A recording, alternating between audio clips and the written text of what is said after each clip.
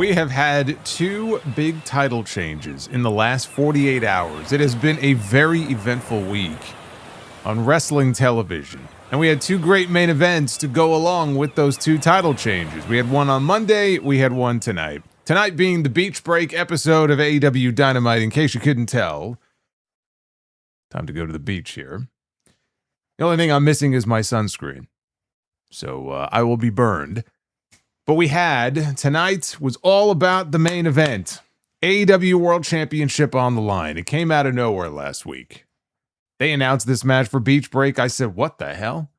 We're doing this now? We're doing this week? We have a Redemption pay-per-view coming up at the end of the month. But no, we had an AEW World Championship match signed for Beach Break tonight with MJF putting the AEW World title up on the line against Kenny Omega with a stipulation that sounds very familiar because we already went through this earlier this year with Hangman, where if Kenny Omega did not win this match tonight, he would never again be allowed to challenge for the AEW World Championship. That was the stipulation coming into this match. And all of us were wondering, how could they get out of this? We were parsing MJF's words. Well, he said if Kenny loses. He didn't say if Kenny doesn't win the championship. So they could do some sort of non-finish and then run it back at the pay-per-view. Maybe they even go to a 60-minute time limit draw, which seemed very unlikely because they had a full card announced. But we're all, wondering how are they going to get out of this here? Because certainly they're not going to go ahead and change the title here on this show. We have a big pay-per-view coming up in Montreal, and what a great moment it would be for Kenny Omega on that show if he was going to beat MJF, to do it there and to get his redemption. We've heard that word used so many times in recent weeks by Omega and MJF in backstage segments and promos. Redemption, redemption, redemption. Kenny Omega went to Vancouver earlier this year, trying to win the AEW World title from this very man, and he lost. Tonight, the Learning Tree had something to say. Yes, the Learning Tree is with us very early here. Fuck that tree. Fuck that tree, Death Scythe. Thank you for being with me. But what I was going to say is, tonight, Kenny Omega went into that ring in Florida. They were in, where were they? Clearwater Beach. He walked into that ring as the challenger. He left as the champion. They did it. They did the title. The title has changed hands now for the third time in as many months in AEW, which I believe may be the first time that has ever happened in the history of this company. We had a championship change hands in April. We had the championship change hands in May. We had the championship change hands in July. So I guess technically that would be 3 times in 4 months. But the AEW World title up until this point, I would say largely has been protected in that you don't see it changing hands very often, right? Tony Khan does not tend to play hot potato with his world title. So this is very different than what we're accustomed to with this particular championship. But what makes it even more curious to me and is just a head scratcher, and you could argue that what we saw on Monday night was a head scratcher, although that seems pretty clear what WWE is looking for. They're looking for the biggest possible match that they could do at SummerSlam, which is Cody Rhodes against CM Punk. And so they got that fucking belt off Sami Zayn so quickly your head would spin. In this case, in either case, really, when you look at the potential main events for Wembley Stadium this year, which is the very end of August, whether you do Will Ospreay against MJF or you do Will Ospreay against Kenny Omega, in either case, those are big main events. In one case, you have a very clearly defined heel in MJF against the hometown babyface in Will Ospreay. Very easy story to tell. On the other hand, you have two men in Will Ospreay and Kenny Omega who have history together. And in fact, if you look back at it, the rubber match really would be at Wembley. And that's the match that as of this moment, we're getting next month at All In, Kenny Omega against Will Ospreay. But it was Wrestle Kingdom 3 years ago where Omega beat Ospreay. Later that same year at Forbidden Door, they rematched and Will Ospreay beat Kenny Omega. And if you remember, and I mean so long ago, I'm sure most of you don't, but when I talked about that Forbidden Door show, after that match was over, and it was a great match, and I said it 3 years ago, I said, we have this big Wembley Stadium show coming up in August. I think that was the first one, right? The first All In. Run it back one more time at Wembley. The rubber match on Ospreay's home turf, one-on-one this time, make it 2 out of 3 falls. Kenny Omega against Will Ospreay at All in London. They didn't do that. In fact, I think Kenny Omega was in some sort of 6-man tag team match. Well, here we are now, 3 years later, and we are facing a reality where it looks like we may be getting the rubber match between these two men on Ospreay's home turf at Wembley Stadium. Three years delayed, 3 years later than I thought we would get it. And I can't sit here and say, oh my God, that's such a terrible match. It's going to be a great match. If that's the match we end up getting, it's going to be a great match. I sit here and I scratch my head over what was the purpose. I'm trying to wrap my head around what the plan is by taking the belt off of MJF, which they did, by the way, in April, and then he won it back, and now they've taken it from him again. And I'm trying to rack my brain, and I'm like, is he really hurt with the knee bad enough that maybe he's not even going to be at Wembley Stadium? He certainly doesn't look injured in any of the recent matches that he's been in. He was in a 12-man cage match. He defended the championship against Mark Briscoe. He had this excellent main event tonight with Kenny Omega. I don't suspect that we're dealing with an injury issue here. It can't be completely ruled out. But let's put that on the side and say that that's not what's going on here. I'm looking at this and saying, okay, well, then what's the plan for Redemption? As we look ahead to this pay-per-view coming up, are we looking at a rematch between Kenny Omega and MJF? MJF is certainly not going to win the belt back after Kenny just got. I mean, why would you flip-flop the belt back and forth so many times like that? And here's the other thing that you also have to kind of look at this and realize. Even if they were to put the championship back on MJF in time for him to get Will Ospreay at Wembley Stadium, I'm not saying that it wouldn't be a great moment for Will to beat MJF and win the belt, but it's not going to hit the same. MJF has now been beaten twice in the last few months. He lost to Darby Allin. He lost tonight. If he wins the belt back and then immediately drops it again to Will Ospreay, what does that even mean? It doesn't mean anything. You can't even do that at this point. MJF and Ospreay one-on-one, that's off the table now as far as Wembley goes. There's no point in even doing that if that was even still a consideration, which it doesn't seem like it is. So that's off the table. For MJF, my whole thing is this. Unless there is an injury issue going on here, MJF has been such an integral part of this show for the entire year. This is obviously their biggest event of the year. Everything is built around this big stadium show in London. And they didn't even have one last year. Judging from the ticket sales, this may be the last one they do.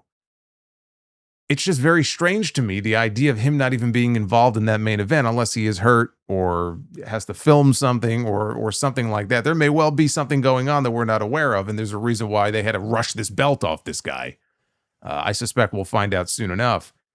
It just seems very odd that he wouldn't have something to do, some inclusion in that main event, especially you watch this show tonight.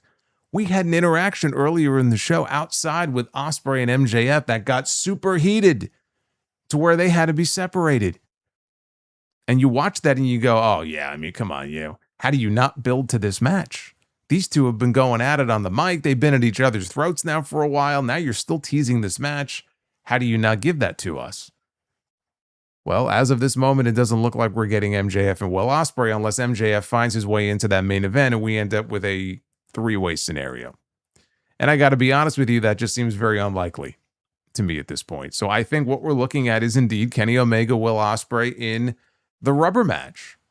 And Will Ospreay winning the championship in the UK and getting his big moment and getting that last win over Kenny Omega. Is this a situation where this is sort of Kenny's last stand?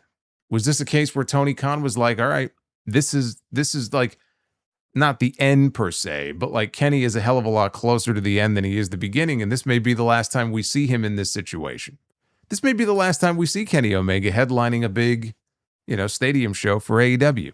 This may be the last time he holds the World Championship.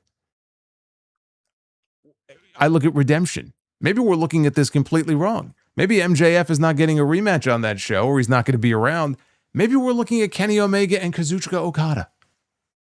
If this really is sort of like, okay, we're going to play the greatest hits with Kenny Omega here. The last time we saw Omega and Okada in the ring together was actually All In last year in Texas, and Okada beat him. And so Are we looking at Okada Omega on that show? So Omega could get his win back and then go to Wembley against Will? Maybe. Everything's sort of up in the air right now as far as where things are going to go. All I can tell you is that this match they had tonight in the main event on this show was excellent. And they had an excellent crowd for it. And it was very dramatic there, down the stretch with all the near falls and everything. We had Kenny Omega doing the kick out at 1. This has become the big spot now. But in the end, he beat him clean in the middle of the ring, 1, 2, 3. And Kenny Omega, for the first time in 5 years, is the AEW World Champion. And they had the graphic up already, Omega Ospreay at All In London. And it's not really a huge surprise given some of these segments in the back, right? They've been interacting with each other. I actually like those segments they've been doing with Omega and Ospreay. So we should have seen it coming. It just feels to me like, man, you if he's going to be on that show, you really need to have something, worthwhile for MJF to be doing on that show, because he's been putting in the work this year. And he's been wrestling all these guys, and he's been defending this championship. He's the ultimate heel. He's the ultimate shithead heel in this company. You put any babyface in the ring against this guy, he knows how to get heat, and it just means that much more when the other person gets one over on him. It feels like a lot of people have been getting one over on him lately, to the point where I don't know that it would mean as much at this point if they did want to run him back in that main event. But the match we got tonight in the closing moments there, I thought was excellent, even though I'm just very confused about the timing of all of this. Wasn't the only title change that we had on this show. Not only the only title change we had this week, but even tonight was not the only championship that changed hands on this show, because we had the International Championship. We had Konosuke Takeshita against Kyle Fletcher, and we have a new International Champion, which honestly should be a surprise to nobody. I mentioned this last week. Takeshita's on his way out to Japan. He's going to be part of the G1. If Takeshita's not going to be around for the next 4 or 5 weeks, you don't need to have the belt on him. If he's back in time for Wembley, he'll be back in the title picture, lickety split. At least that made sense, if in fact he's not going to be around. That's just more gold now in the Don Callis family. They have the TNT title, they have the international title, they have the international title and the national title. Anything else we want to add to the roster? I don't think Kenny Omega is going to be joining with Don Callis again anytime soon, so at least they don't have the world title, at least not yet. What else did we have on this show? Oh, yes, we had a women's gauntlet, because we do have a Redemption pay-per-view coming up in Montreal. And so the winner of this gauntlet tonight was going to challenge Thekla for the AEW Women's World Championship at Redemption. And lo and behold, guess who showed up tonight? The former TBS champion, Willow Nightingale, made her big return, and Willow Nightingale won the gauntlet. So Willow is going to be challenging Thekla for the title at Redemption. And then, it looks like, to me anyway, as I sit here now, we are looking at Willow and Mercedes, would be my guess, for the Women's Championship. Now, I sat here and I told you people, because people were coming up with all kinds of theories about, why did she get bounced out of the Owen, and is she really hurt? And I said, by all accounts, it's a legitimate injury. We sit here now, we see how things have played out. It's very hard for me to sit here and still justify that take. I think I was gotten, is what I'm thinking. Thekla on commentary tonight during the gauntlet match said what we're all probably thinking, which is she was never injured in the first place, was she? And then everybody on commentary got awfully silent. They didn't really address the point that she was trying to make. Kayfabe or not, I think there was more truth in that than some people might want to believe. It all worked out very conveniently, didn't it? Slips away. I got to go away for a while. They only last week crowned a new TBS champion. The very next week, Willow is back, and she's moved on from the TBS title. Now she's on her way to contend for the World Championship. Yeah, a little suspicious, I would say. I think Thekla feels the same way.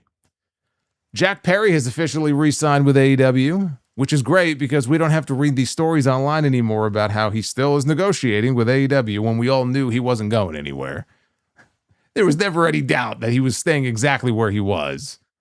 But they put pen to paper, and so they did a whole segment on him tonight. He has officially re-signed, and he would like to be the world champion. Well, I would like to win $1 million. Some things in life are just not meant to be. It's good to have goals, though. We have a goal. We have a Super Chat goal going on tonight. This is your AEW Dynamite Beach Break Review. I'm right out of the water. Man, my hands were all pruned up.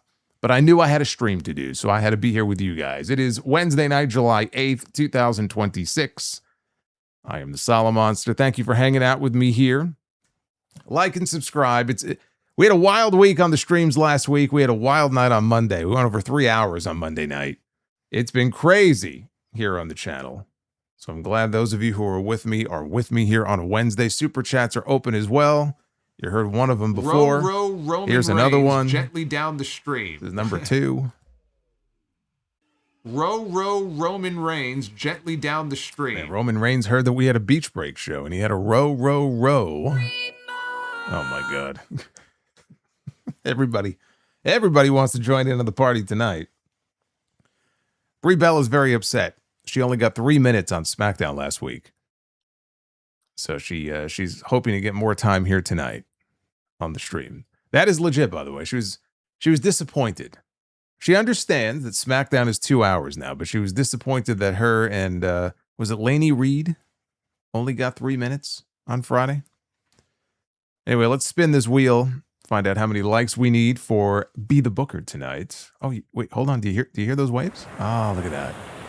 We have a wave coming in. Fucking seagulls, man. Getting shit on my head here. All right, here we go. Let's find out how many we need. We can get into the review. Spin, spin, spin. 450 likes is the goal. We are currently sitting at just shy of 300. So we're more than halfway there. It's very doable. It is actually very doable. I believe in you guys. I believe in you more than I believe in Harvey Dent. And I believed in that guy.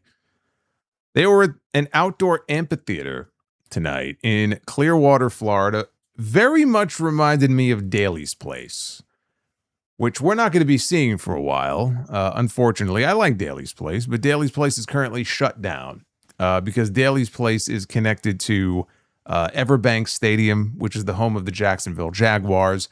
That is currently under renovation. And so as long as Everbank is under renovation, Daly's Place will not be open. And that means it's closed this year, and it is expected to be closed next year. So the earliest that AEW would be back there is 2028. But I'm looking at this place, and I'm like, man, this is very, very similar to the aesthetics of Daly's Place. I liked it. The only thing it was missing was like a body of water. When I heard that this show was near the beach, I thought we were going to see the water in the background and everything. We didn't have that. They didn't even have like a pool or anything. I thought somebody was going to take like a dive in the pool. There was no pool. But I thought the setup was very nice. I like these unique locations, these outdoor locations. You can't do it all the time. But I'm like, man, we finally got a beach break show in the summer. I don't know why it took this long. They had one in May a few years ago, last year maybe, in fucking Ohio. They had one in January a few years ago. I'm like, what are we doing here? At least we have an actual beach break show in July. Apparently it was very hot there. And because I know there were some people who were chiming in who I guess were there. And they were like, yeah, they're very hot and humid outdoors there. So I'm sure it wasn't too fun to be in the ring for that. But they had the stage set up like a beach. They had sand and they had beach chairs there. Kenny Omega was interviewed backstage by Renee Paquette, and he was asked about his match tonight with MJF and the stipulation where this could very well be the final time that he gets to challenge for the AEW World Championship. It's the amazing Goonthar. Oh, hold on here. Jerry Lawler loves Goonthar. Wait a minute here. All hail Goonthar. Goonthar has jumped ship. And here I thought he was a WWE guy. And he has said, fuck the Fed, I guess. And now he is tuned into Beach Break. Randy Bobandy with the $50 bomb in the chat. Randy, I hope you're having a good night. Randy's always here, man. Randy's always hanging out and joining. Randy's awesome. So Kenny said that this is do or die. His back is against the wall. Throughout his career, though, that's when he's done his best work. He's not even talking AEW or New Japan. He's talking Jersey All Pro. He's talking PWG and DDT. That's why only Michael Nakazawa has his back tonight. There's no Young Bucks. Nakazawa's been with him for 20 years, and you see Nakazawa in the background. I guess Nakazawa is like to Omega what Jimmy Hart was to Hulk Hogan, because he goes everywhere Kenny goes. So he says if this is it for him tonight, he'll shake MJF's hand and congratulate him, but that's not going to happen. Said it's over 100 degrees in that ring tonight. Will MJF have what it takes to kill Kenny out there? We're going to find out tonight if MJF has what it takes to headline AEW's biggest event of the year at Wembley Stadium. Until the main event, though, and then he hit his sign-off line, his signature line to close things out here. Then they open with the grudge match between Chris Jericho and Tommaso Ciampa. Ciampa, he came out first, and he kind of went off to the side in the sand. He was going to hide out. He was going to ambush Jericho when he made his entrance and came out. Jericho, though, he was hip to this. Jericho came out of the crowd. He actually came up on the ramp behind Ciampa, and they started slugging it out on the ramp. They're brawling on the stage. There was a suplex where Jericho gave him he was trying to put two beach chairs or lawn chairs together side by side. One of them wasn't cooperating and just kept falling over. So he suplexed him on the other chair, and he broke the chair, and Ciampa got sliced up pretty good on his leg after that. So he was bleeding from his leg. Not a lot, but you could tell there was blood there.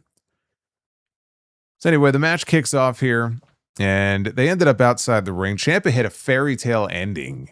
Drops Jericho face first onto the top of the ring steps. Jericho came up bleeding a little bit. I mean, we're not talking Mark Briscoe blood. We're not talking Swerve Strickland blood, but he had some blood on his forehead. Ciampa and Jericho, they were fighting in the corner, and Ciampa landed an avalanche air raid crash later in the match for a close near fall. He tried for a walls of Jericho. Jericho, though, countered out into a near fall. And then he hit a Hurricane Rana off the top that took Ciampa all the way down, followed by a brain buster for a near fall.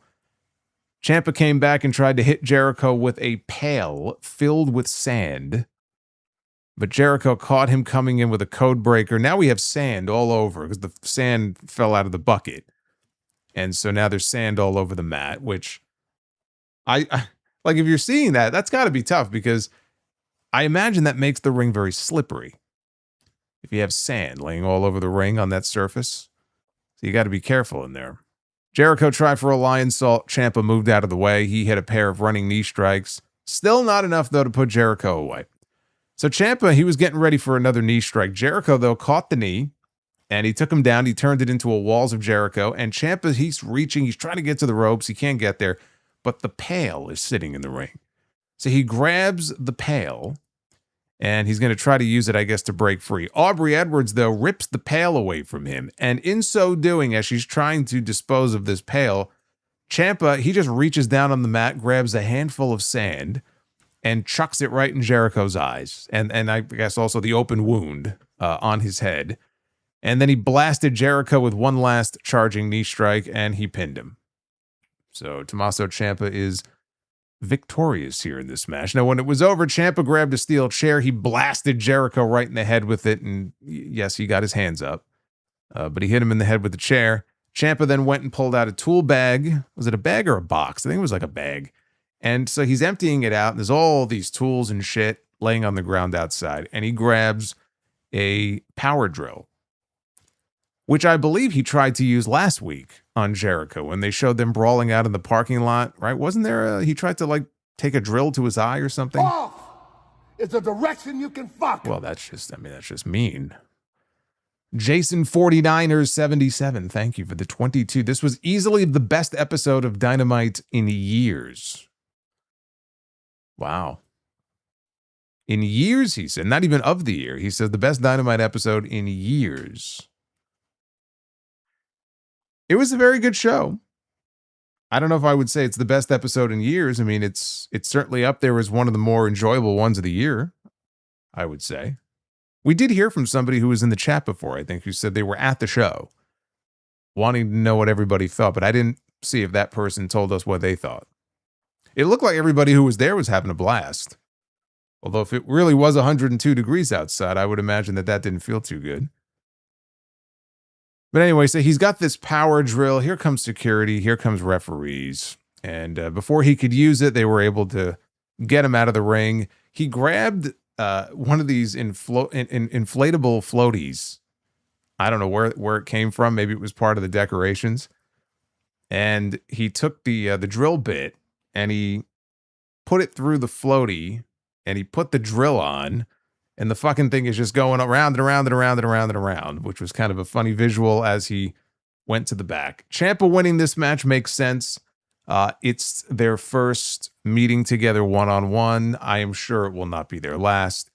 Why would Jericho win the first match, right? Booking 101. You don't have to be a booker. I mean, if you've watched wrestling for any length of time, it made perfect sense that Ciampa would win this match. And then Jericho could get his, dare I say, redemption the next time they wrestle, which just so happens to be in Canada. So I'm sure they'll be very fond of Jericho if they run it back on that show. Maybe they could have a power drill on a pole match. I feel like the power drill is going to come into play here. I just hope they're not actually planning on using this stupid drill. I mean, if it was like Swerve and Hangman, they totally would. In fact, Swerve would probably go to him and say, hey, I got a great idea. Why don't you take the power drill and just put it through my cheek? Get a real good close-up shot of that. Okay, good. Sick fuckers. You know they would do it.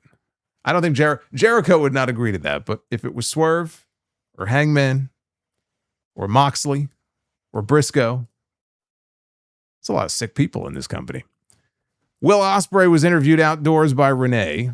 He said that he was pulling for Kenny tonight, but he also admitted MJF is no slouch. It's not the talent he worries about, though, as much as the bullshit that comes with it.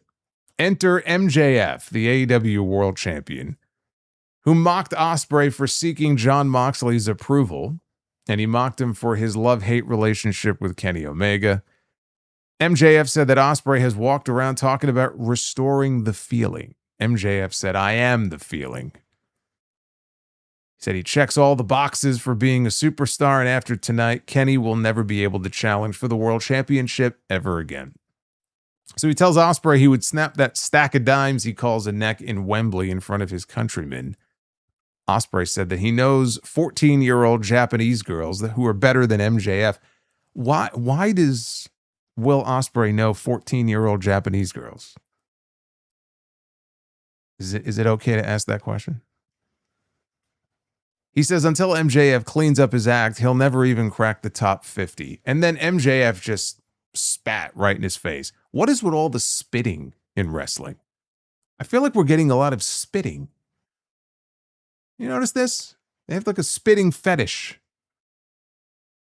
I don't mean like just a regular, like, hey, he spat in his face. Like, I'm talking like Thekla, hock a fucking loogie, and like launch it into the other person's face. It's ridiculous.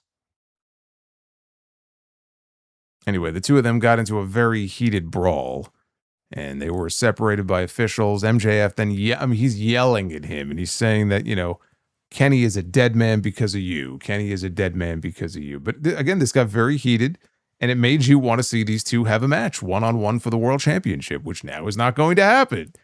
But they certainly made you want to see it. Very strange. Yeah. Ospreay said that MJF, I'm reading what I just told you. Kyle Fletcher. We're moving on to the International Championship match, which also was an excellent match. We had Kyle Fletcher challenging Konosuke Takeshita for the International title. On commentary, Don Callis said that he chose Takeshita to replace Omega, and Fletcher was chosen to replace Takeshita, who was more preoccupied with going to Japan than he is staying here with the family. Which is funny that he would say that, because where was Okada? Probably back in Japan. I mean, I know there were other times where he went to Japan, then he came back. You don't hear him saying that about Okada. He only says it about Takeshita. So they ended up outside the ring where Takeshita attempted a chop and Kyle was up against the ring post. Kyle moved. He ducked. And so Takeshita, was it a chop or a forearm? I think it might have been a forearm. And he went for a forearm shot. Nobody was there, and he hit the ring post. And at that point, that became a focus for Fletcher. Takeshita, he landed a superplex just before they came back from the commercial break, so we just missed it. But they did show a replay. It was a stalling superplex. So not just any kind of superplex. Fletcher caught Takeshita with a super kick. Takeshita fired back with the Blue Thunder Bomb. Could not follow up with the cover, though. He tried another one on the apron, but Fletcher blocked it and delivered a kick, and Takeshita came back with a tombstone on the apron, but he wasn't done yet, because on the rebound, it was a tombstone into a wheelbarrow German on the apron. He lined up for a knee strike. Fletcher, though, caught him with a Poison Rana and then a Michinoku driver for a near fall. A little bit later, Takeshita, he landed the Raging Fire, but he was selling his arm, his injured arm, and he couldn't cover quick enough. Fletcher escaped the backslide attempt and kicked Takeshita's injured arm, and then he delivered the Brainbuster, and he covered him only for a near fall, though. So they battled in the corner, and Fletcher, he hit a Brainbuster onto the top of the top turn. I mean, the very top of the top turnbuckle. Dropped him straight down on top of his head. Same move that won Sami Zayn an Intercontinental Championship over Gunther a couple of years ago, WrestleMania. And here it won Fletcher the International title from Takeshita because he pinned him clean in the center of the ring. After the match was over, the Callis family, they all congregated in the ring to celebrate with Kyle, the conglomeration. I think Mystico may have been there. They rushed out on the ramp to go check on Takeshita. No Okada tonight. No mention of where he was, but he was not out there with the rest of the members of the family. But do you know who was? Mark Davis. Mark Davis has not been seen in a little over a month. The last time we saw him on TV, I'm pretty sure, was when he had that great main event on Dynamite, the overbooked one, but it was a lot of fun, against Will Ospreay, which was in the Owen Hart tournament. And we have not seen him since. It was said to be visa issues, which seem to be hitting a lot of wrestlers right now in both companies. And the last report that I saw was that, at least in the case of Davis, his issues should be worked out pretty quickly. And so apparently they were, because he was back on the show tonight. This was an excellent match. It was an excellent match with the expected outcome, because I think there were some people who had no idea that Takeshita was even in the G1. Not only did he win it last year, he's going to try to win it again this year, and he is in the G1. And the G1 kicks off on the 11th, I believe, right? Is that this weekend? I believe it's this weekend. So he's going to be gone for a month. He's probably not even going to be around for Redemption. If that's the reason why they did the title change here, that makes total sense to me. If he was going to be around, I would say, why would you take it off him? He just wanted it Double or Nothing. But if he's going to be gone for a month or over a month, take the belt off of him. Let Kyle run with it for a little bit. When he comes back, which will probably be about 2 weeks before Wembley, you run it back at Wembley. And you know what? Throw Okada in there and make it a three-way. Because they're all intertwined. All three of them. It actually makes a lot of sense for all three of them to be in the same match together. And there's your All in London match, would be my guess.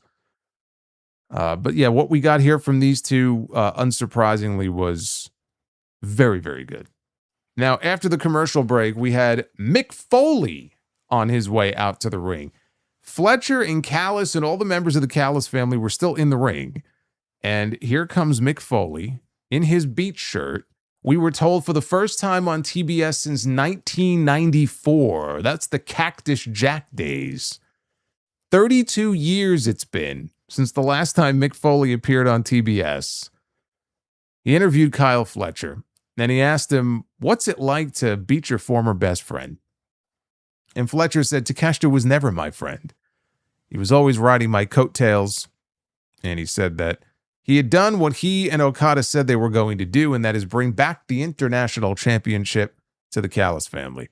So Callis said that Foley was stealing attention from the real talent. And Foley said he was going to talk to Callis about something that he knew very little about. Credibility.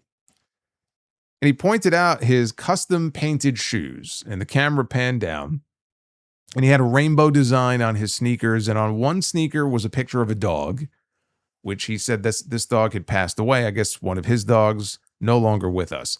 The other sneaker had a picture of a different dog, which he said is still very much alive. And he said he warned Callis that if he disrespects him again, that dog is going to get up close with Callis's inner confines when he shoves that shoe up his ass, which sounds like a horrible place to be. Callis pointed out that his family has the national champion, the international champion, the TNT champion. And on that note, he introduced the TNT champion out to the ring. He got his own entrance, the Jet, Kevin Knight, who was cutting a promo as he made his way out to the ring. And he applauded Fletcher on the big win tonight. He says, "Took you long enough to bring gold back to the Callis family." Then he misspoke. He didn't call it the Callis family. He actually called it the DCMJF, which it was the DCMJF for one night at Forbidden Door. He misspoke. It is no longer the MC or DCMJF or whatever it was that he called it. Knight said he still owed a world title shot from volunteering to walk through death's door. Whether it's Kenny Omega or Maxwell Jacob Fraudman, Jet 2 Belts is on the way. But it wasn't Jet 2 Belts on the way. It was actually Andrade El Idolo who made his way out onto the stage. And this fucking guy, it was said to be 100 degrees outside. They were in Florida. The show was beach break, okay? As you could tell here. I got my towel on. I got my head. You need the sun protection. Andrade walks out there. You would think he was walking out in Chicago in November. He had the long, trench coat or whatever it was. He's, dressed to the nines. And you could see, he's sweating. It looked like he was sweating through the jacket. I don't know what the hell was up with that. So anyway, he says that Callis promised him a world championship, but now he promises that he's going to take one belt away from them. Callis said that if Andrade wants a belt, he can beat Jake Doyle next week, who has no belt.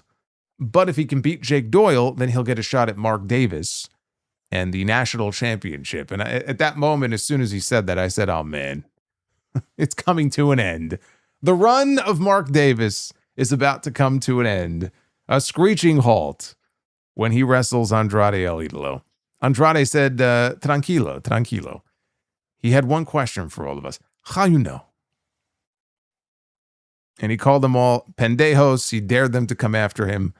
So LA Knight, Brian Cage, Jake Doyle, they chase him to the back. And they're looking around for him. They're like, where'd he go? Right? The camera cuts to the back and we see Darby Allin. And Darby Allin has his skateboard. He tries to ambush them. They overwhelm him.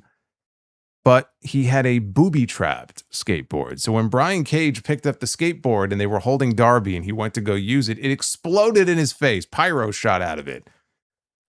And so then Andrade showed up. He got involved and the heels bailed and the camera cut away.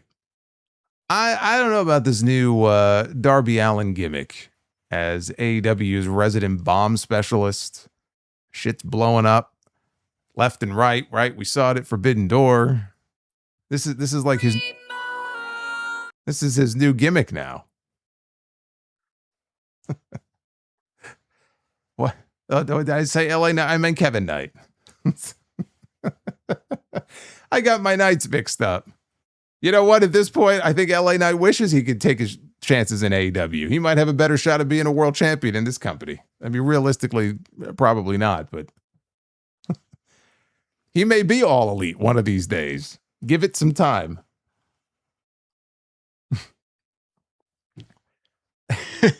LA Knight finally standing up for himself and leaving the Fed. You love to see it. He got so sick of the bloodline, I buried the lead at the beginning of the stream. I should have led with that news. He got so tired of the bloodline and the vision that he had enough. And it's like the old days on Nitro where people would just show up. You didn't even know, right? There was no warning. They would just show up on Nitro. They would jump from Raw to Nitro. I miss those days. We had Will Ospreay and Jon Moxley against the Workhorsemen, JD Drake and Anthony Henry. All you need to know here is that Ospreay hit a Styles Clash to Drake, who's no small man. And Moxley dropped Henry with a pile driver and then a paradigm shift as Ospreay finished things off with a hidden blade for the win. Last week, it was the Swirl. This week, it was the Workhorsemen. This is the second week in a row that Ospreay and Moxley have teamed up together. So the only question is, when do we get the match? That's really the only question at this point, because we know it's going to happen. Do we have Ospreay and Moxley at Redemption? Actually, you know what they could do, now that I think about it? If MJF is not dealing with an injury that is necessitating him taking time off, and he's going to still be around, because I can't imagine he would want to miss that Wembley show, we could very well be looking at Ospreay and MJF, non-title at Redemption. Because again, they were really teasing that match hard tonight at the beginning of the show. They're not shying away from like wanting you to see Will Ospreay against MJF. And I'm thinking this whole time, the title's involved. Maybe it's not. Maybe they're going to have just a heated grudge match at Redemption. And it'll just be MJF and Ospreay with nothing on the line, right? Which would seem very hollow. But they could do the match on that show. Like if he really is not going to be involved at all in this Wembley main event, then they can do it at Redemption. But I was thinking that as far as Ospreay and Moxley in this story they're telling with him being aligned with the Death Riders, right? He's got the Death Rider patch. He's one of them. I think it's more likely that they wait until after Ospreay wins the championship and Moxley will be his first challenger. That's kind of how I feel about it. They helped him get to this point and now it's time to pay it back. And Jon Moxley wants that first championship match after Ospreay wins the belt. And then he can get his win back because the last time they wrestled each other, Moxley beat him, right? What was it, Dynasty? So that's kind of where I'm at right now. But we're just waiting to find out, when does the match happen? It's got to happen. We got a video package for the new TBS champion, Hikaru Shida, who tried to warn all of us, she said, that she was coming for that TBS title. And now we must refer to her as the ace of TBS. TBS now stands for the best of Shida. What's funny about that is if she is going to be defending that championship on TV, it's a lot more likely that it's probably on TNT, on Collision. I'm not expecting very many title defenses for Shida on this show. MJF challenges for Ospreay's title shot for All In at Redemption. Why would Ospreay agree to that, though? It's that dumb babyface thing. I could actually totally see him doing that. But boy, that would be so dumb. Yeah, I'll put my guaranteed title shot on the line that I went through this whole Owen Hart tournament and I had all these matches and I wrestled Swerve in this grueling 35-minute match at Forbidden Door. And I'm going to my home country, my homeland, my friends, my family, my people, my fans are going to be there. But you know what? I'll put my shot on the line against the guy who I think is a total dick and who cheats all the time. He acknowledges that MJF cheats all the time. I'll put my guaranteed title match on the line against you at Redemption. Moron! That's what I would say.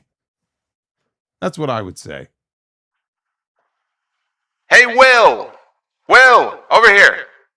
You're a moron! Don't put your title shot on the line. That would be very dumb. We had the women's Casino Gauntlet match for the right to challenge Thekla for the AEW Women's World Championship at Redemption. Thekla, by the way, sat in on commentary here on this show. She was out of control. If you were to take a drink every time the word bitch left her mouth, you would be about 3 or 4 times over the legal limit in whatever state you live in. You would not be fit to be behind the wheel of a car. It's her favorite word. Mercedes Moné was here. She was actually sitting in one of the lifeguard chairs way up that was on stage. She had her Owen Hart title over her shoulder because she never did lose all of her belts. You know, all those 13 belts that she had, she still has the one. So she never did get down to 0. She takes this belt everywhere she goes with her now.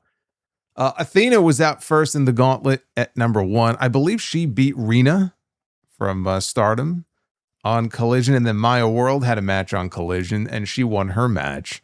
So it was Athena in the number 1 spot, and then Maya World came in the number 2 spot to basically no reaction.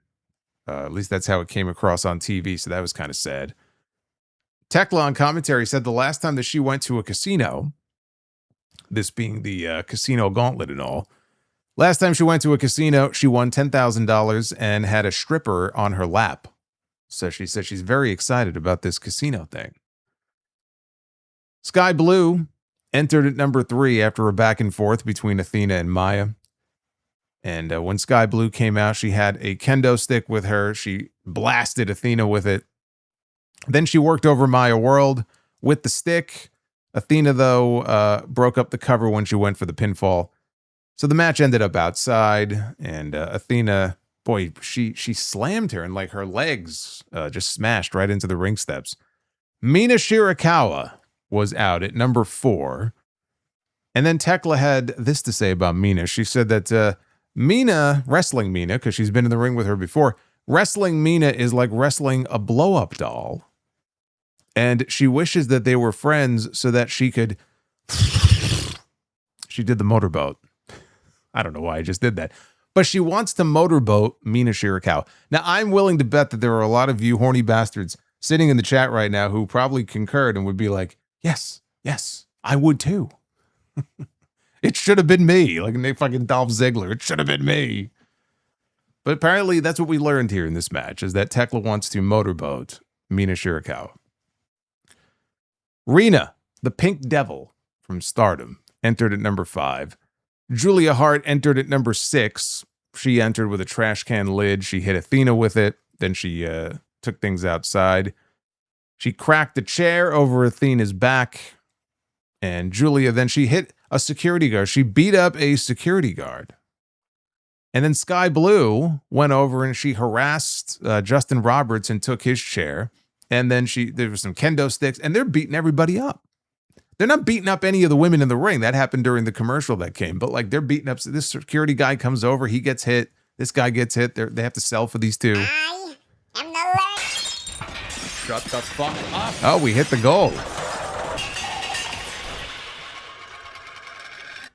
Fuck that shit. Oh my God, I hit the wrong sound effect. Who was that? That was Death Scythe. I can't flush Death Scythe. Why did I flush Death Scythe? No, we can't do that. We got to give him some yes chants.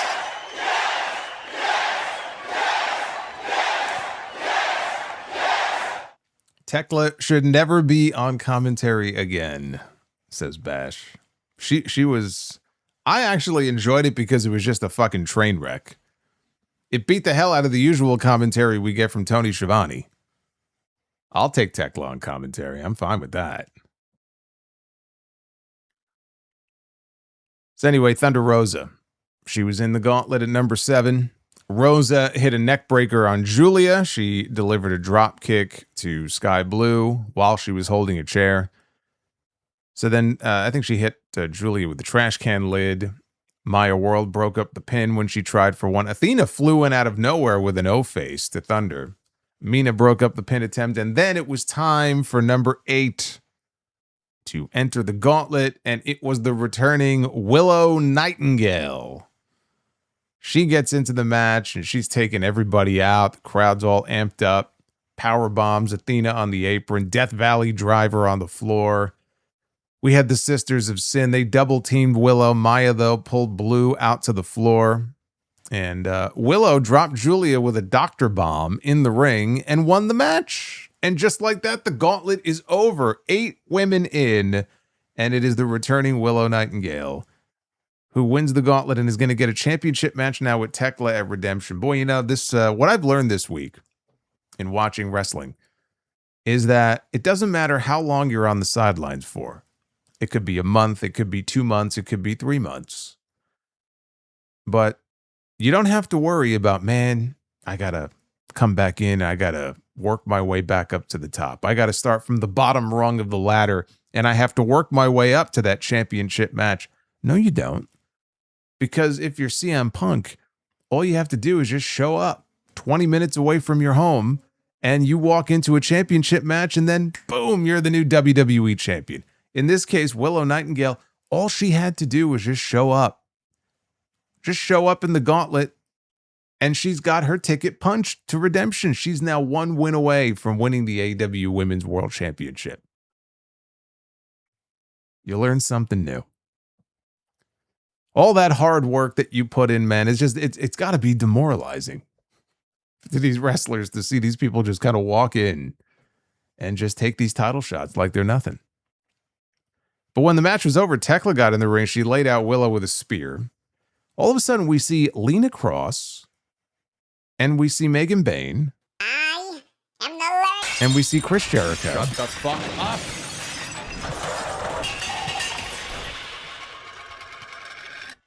Fuck that tree. Chris Ludek is with us. Chris, thank you for the $12 super chat. I appreciate that.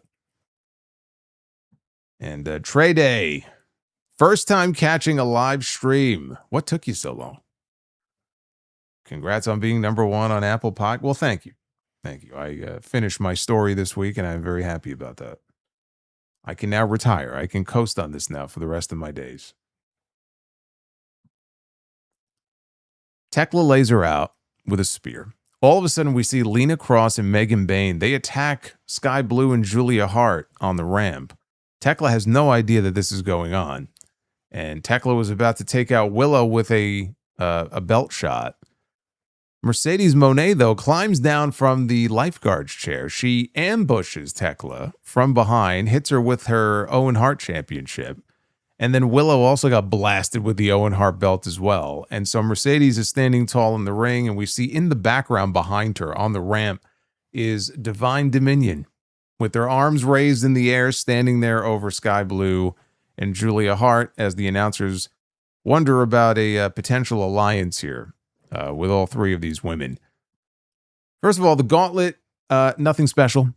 They've done tons of these casino gauntlets. Some of them are really fun. Some of them are just bleh. This one was mostly just, it was just kind of there. It wasn't bad, but there was just nothing terribly exciting about it until Willow came out, and then everybody went, crazy because they love Willow. I mean, look, I told you last week. What did I tell you last week? I said Willow is going to return in the gauntlet. Willow's going to win the gauntlet, and Willow is going to go and probably beat Thekla and win the world championship at Redemption, and it will be Willow defending against Mercedes at All in London.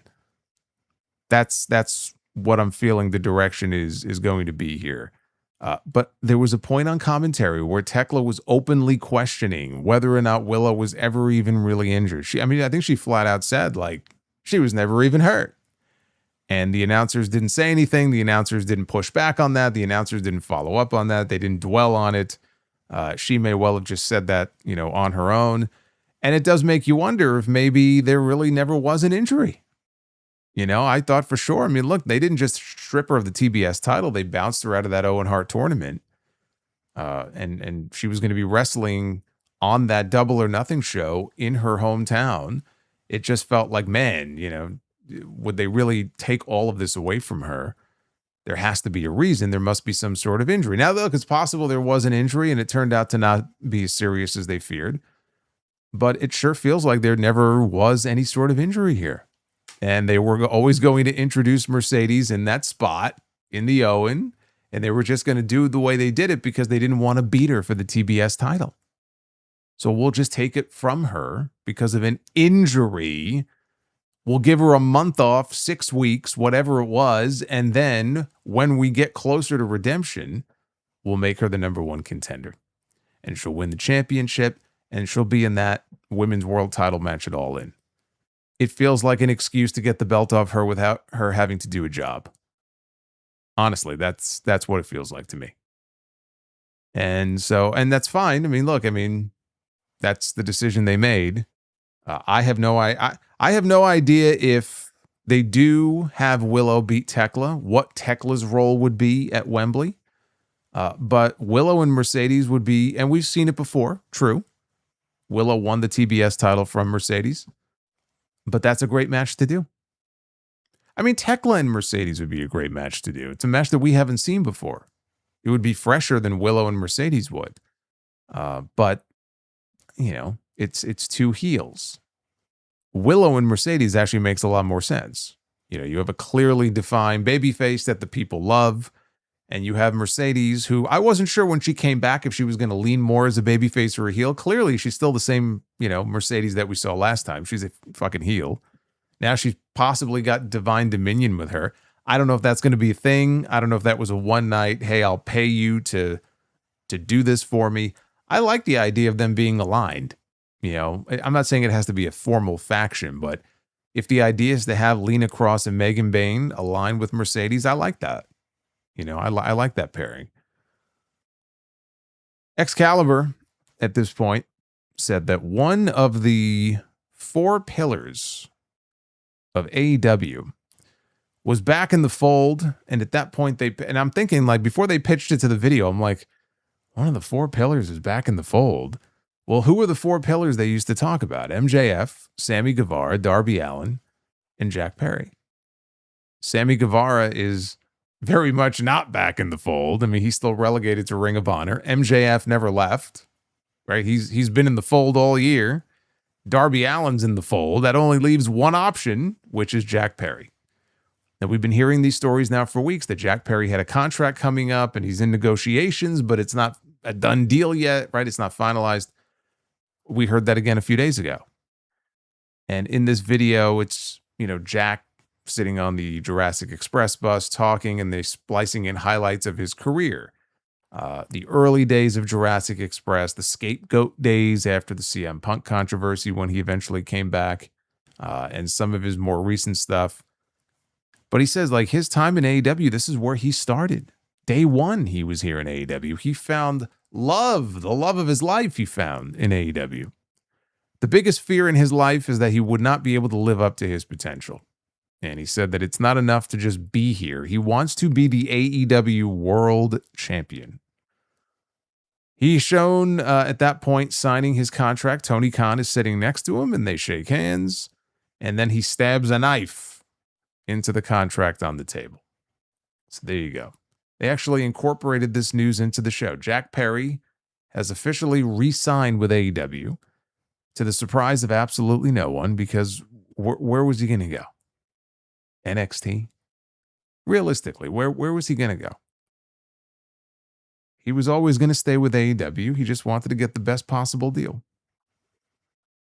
At least the one thing he knows is that Tony Khan will not go to him and ask him to take a 50% pay cut. Right? I mean, so at least we know that much. I don't know what he's making. I'm sure he's making decent money. But at least he won't have to worry about that for a few years. Him winning the World Championship, I mean, look, good luck with that. I'm not saying that it's impossible, it'll never happen, but there's so many people in this company that are so immensely talented. And, like, the line is so long, I don't see where Jack Perry fits into that. And I don't just mean in 2026. Like, I'm looking at 2027. I'm looking at 2028. You know, I mean, like, I don't see it. There's plenty of other championships for him to hold. Him as the AEW World Champion. There was a period of time, I guess, in the so-called pillar days when they were all classified as pillars. You know, maybe I could have seen it if his career had gone a different way and the fans had really taken to him in a major way like that. But right now, I don't see it. Renee was in the back with Speedball Mike Bailey, who was wearing this flowery dress shirt, all buttoned up. He looked like a divorced father of 3, getting ready to go out on his first date in 27 years. She wanted to know what's next for him, and Speedball said, Don Callis has taken so much from me. Now it's time that I take something from him. Bob Morton made a mistake.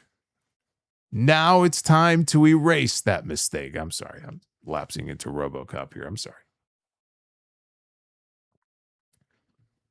Pseudo says Sammy Guevara is better than Jack Perry. Sammy Guevara is very talented. But Sammy Guevara's career trajectory was greatly influenced by the decisions that Sammy Guevara has made. So, I mean, there's a number of people on the roster that you could look at and go, why are they where they are? Did they lose Tony Khan's faith? Clearly they did. And will they ever be able to regain it? I don't know the answer to that. We're probably never going to see Britt Baker on TV again. I could tell you that. Clearly, he lost faith in her a long time ago. He'll never admit it publicly, but he doesn't have to. Just the fact that she's still there and we never see her on TV tells you everything that you need to know. But then Speedball said he is going to challenge Mark Davis on Collision to a match for the national championship, which I thought was very strange because we had just had a segment earlier in the show where Don Callis told Andrade, if you beat Jake Doyle next week, you will get a shot at the national championship. So are they just going to send Speedball in there to get beat by Mark? I mean, I'm okay with that. Look, I'm a Mark Davis mark. Anything that prolongs his title run is okay with me. But boy, Speedball has really fallen on some tough times here. If he goes in there and then loses to Mark Davis, where does that leave him? He was appearing pretty regularly on the show, and I feel like he just sort of fell off a cliff. Once Kevin Knight went heel, he's kind of the golden boy of that duo. Speedball has just sort of been forgotten about. So if he goes in there and loses to Mark Davis, for the national title, I'm not really sure where that leaves him. And so it was time for the main event, with MJF defending the AEW World Championship against Kenny Omega. And if Kenny Omega loses this match, he can never again, ever challenge for the AEW World Championship. So they started out, very quickly, lots of strikes back and forth. There was a one-winged angel attempt very early on, and both men spilled out to the floor. Omega took a hard bump. I don't know I think he hit the announce table on the way. That's what the announcers were saying. I mean, they would know. They were sitting right there. You could hear the thud, and he struck the table on the way down as they tumbled out to the floor. So Omega threw MJF into some chairs in the crowd.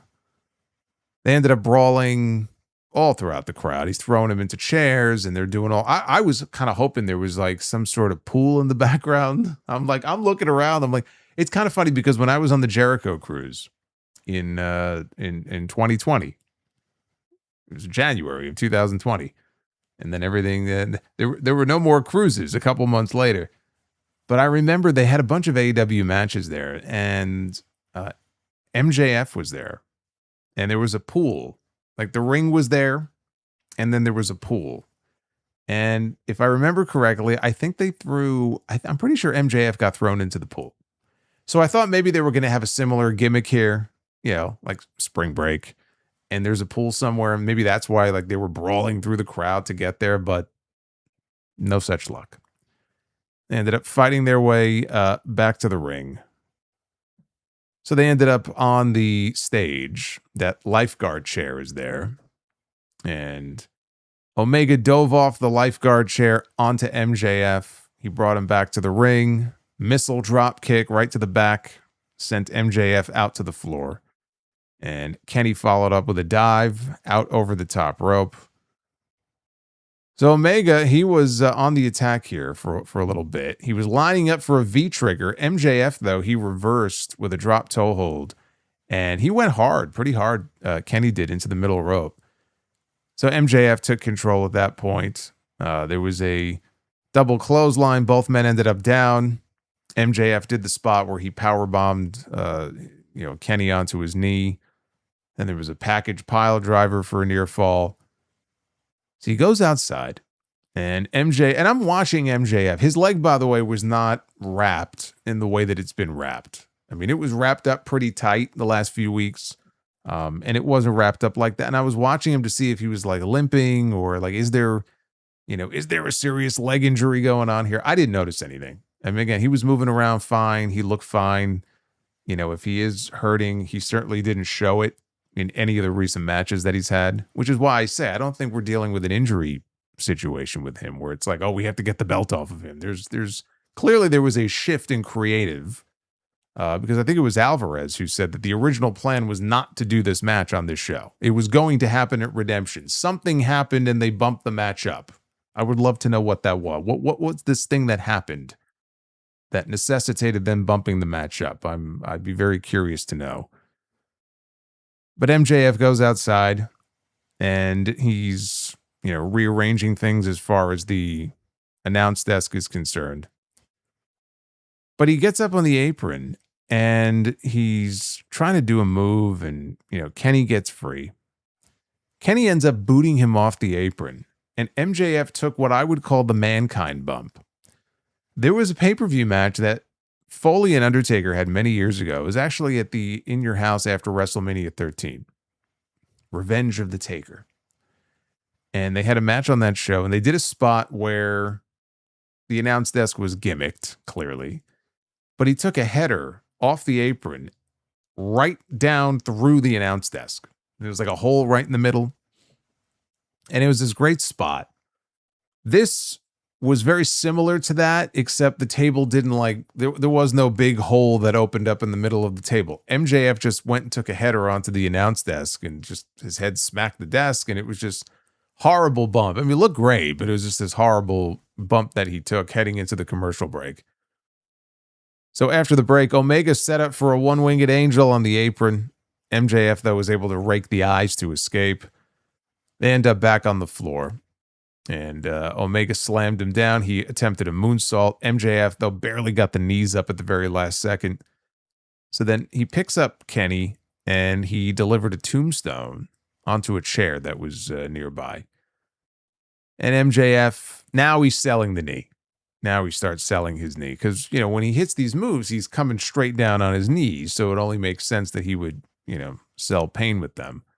He goes for a heat seeker as Omega tried to get back in the ring, but he got launched up, landed on his bad knee instead. Omega hit a V-trigger, and MJF just collapsed. So he went for the one-winged angel. MJF slipped out. Omega landed a German suplex instead. And then we got another V-trigger. And then he had MJF on the ropes, and he was going to deliver a V-trigger, and MJF reversed into a Poison Rana. So now again, things are building. The fans are into it. They're hanging on to all these near falls here. He delivers a heat seeker. Omega kicks out at the very last possible second. So MJF goes outside and he does what he always does. He grabs the championship belt. And the referee's checking on Kenny. So the referee sees that he's got the belt. He takes the belt away from him. MJF, he pulls out the Dynamite diamond ring. How many fucking times have we seen this over the years? Here comes Will Ospreay down the ramp. And he goes to grab the ring away from MJF. He grabs it right off his finger. So Omega now, so the referee is telling Ospreay, you got to get out of here. So now he's got his back turned to what's going on here, right? Omega has the championship. And he's got a clear path to hit MJF with it. And he goes to hit him with the belt. And just like Cody Rhodes at WrestleMania last year with John Cena, like a fucking idiot, he stopped short. Because in this case, MJF dropped to his knees like, oh, please don't do it. And so Kenny, the good guy that he is, just couldn't bring himself to hit him with the belt. And I'm sitting here and I'm like, you fucking moron. Like, this is potentially your last opportunity ever to challenge for the World Championship. This is not just some ordinary match here, right? This is kind of important for Kenny Omega, where if he doesn't win this, he can never again challenge for that belt. You do what needs to be done. Oh, no, he couldn't bring himself. Couldn't bring himself to use the belt. So what happened? He got hit in the dick. Of course he did. MJF gave him a low blow, a well-deserved low blow, because he was being dumb. So after that, he hits Omega with the championship. He covered him. Omega popped out at 1. He took a nut shot and a belt shot, and he kicked out at 1. And the place went nuts for it because they love Kenny Omega, right? It's the strong style kick out. And MJF has a look on his face like his eyes are all bugged out of his head. He can't believe it. Can't believe that this man kicked out of a low blow and a belt shot. So at that point, Omega hit the V trigger. He hit a second V trigger. He hit a third V trigger. And then finally, he hit the one-winged angel. Dead center of the ring. 1, 2, 3. Ain't no kicking out of that. Kenny Omega pins MJF, and he wins the World Championship for the second time here in AEW. The first time in 5 years. And everybody in Clearwater Beach is going nuts. They're celebrating the big title change here on this show. I wonder how many of those people realistically expected the title to change hands here. I'm sure there were plenty of people in the crowd who were stunned and were not expecting a title change, and the other half were hoping for one. And so they were all very happy. Right? They rejoiced. Kenny was motioning to somebody off camera, give me some water, because it's fucking hot. So they got him a water bottle, and he pours it on his head. And I think they shot off pyro. All I remember is that they very abruptly went off the air. I think they were like 18 minutes past the top of the hour, and they just cut away. Like there was no formal like fade out or anything like that, like sign off. They just fucking cut the show off. I guess there are actually weeks where AEW can go too far overtime, and that's how the show went off the air.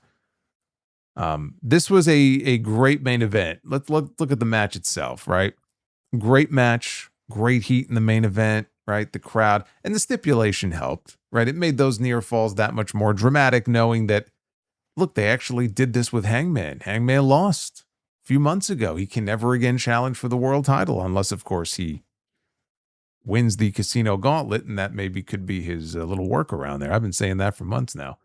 But at the moment, Hangman can never again challenge for the AEW World Championship. And they didn't want to see the same thing happen to Kenny Omega. They established that the stipulation is legit. It can actually happen, and it might happen to Kenny Omega. And people didn't want to see that happen to Kenny Omega. So it made for a lot of exciting near falls down the stretch. But just great action overall. It was just a great 20 plus minutes, maybe closer to 25. They got plenty of time. I just feel like this would have meant more at the pay-per-view, and not just because it's in Canada. That's part of it. But again, like everything was built to this idea of redemption. I'm very, very curious now what the match for Kenny is going to be. If they just run back him and MJF in a rematch, do they have Kenny defend against somebody from his past? And maybe that's why I said Okada, because the last time they met, I mean, Tony Khan was dying to do that match for years. Finally had the chance to do it, and Okada won. That was when they merged those championships. And I could see like Don Callis coming out next week and saying, I have somebody who has your number and has beaten you before. And then out comes Okada. Maybe that's why we didn't see him tonight. They're saving him for this maybe. Again, just the thought that I had, where if it's not the usual suspects like, MJF or, I know Andrade's been talking about getting a title match soon. Maybe it's Okada. I don't know what the plan is going to be. I guess Tony Khan felt like he wanted Omega to walk into Redemption as the champion and maybe have, one big successful title defense before he goes to Wembley.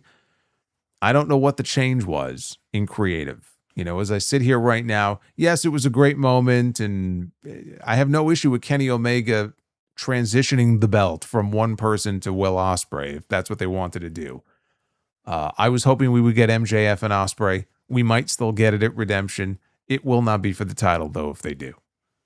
So it'll feel a little hollow because everything is built around the championship. That's been MJF's whole identity all year. The triple B, right? I'm the best. I've got the belt. I'm the best. Now he doesn't have the belt.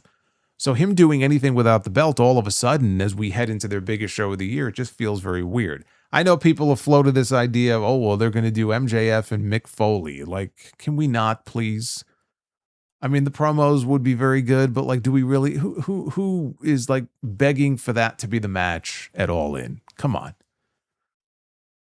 I'd rather see MJF wrestle Andrade on that show if you're going to do that.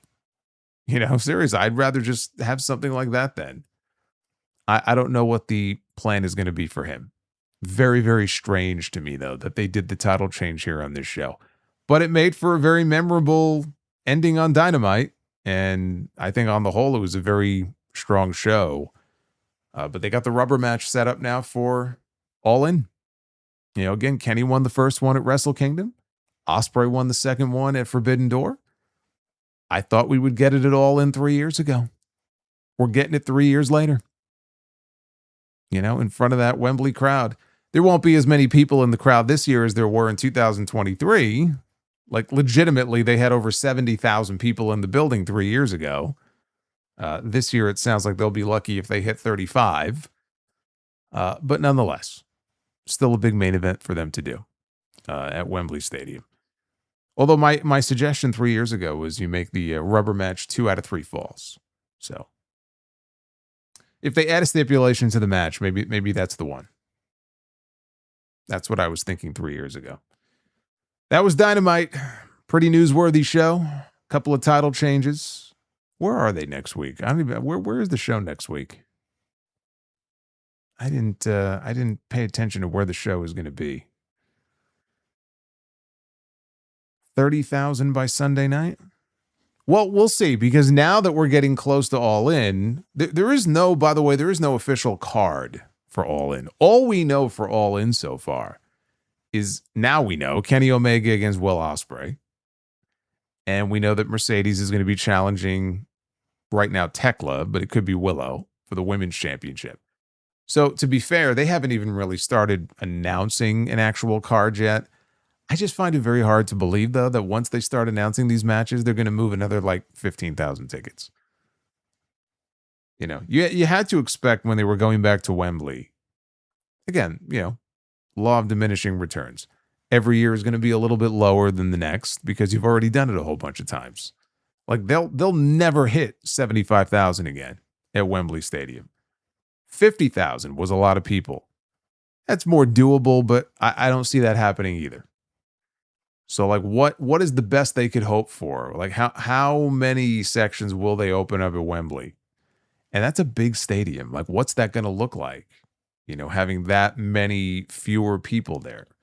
I don't know. I don't know if economically it makes sense for Tony Khan to run Wembley again next year. How much does it cost him to even run that building? Yeah, if you're going to run it half full, is it worth it? I don't know. It's got to be better than what TNA did years ago. TNA ran the Alamo Dome many years ago for, I want to say, Bound for Glory. 7,000 fans. In any other building, that would be an amazing crowd for TNA. 7,000 people, though, at the Alamo Dome. They had that shit curtained off. To this day, I'm like, what the fuck were they thinking? What were they thinking doing that? Like, that's just ridiculous. Let's take a look at your super chats here. Oh my God. TNA gonna TNA. What else is there to say? TNA comes to the Alamo Dome. Oh my goodness. First stadium show. 7,000 people. Amazing. All right. Super chat time. Let's find out what you guys are talking about, what you guys thought of the main event tonight. Hey, Johnny Burney, he says they promoted Okada Omega 5 as the last one, though. Yeah, like that hasn't happened in wrestling before. They promoted John Cena against The Rock as once in a lifetime, too. It's promotion for a wrestling pay-per-view. Shut the fuck up. They'll always break their own rules. Fuck that tree. Hey, Death Scythe. Still dropping some bombs here. Thank you, brother.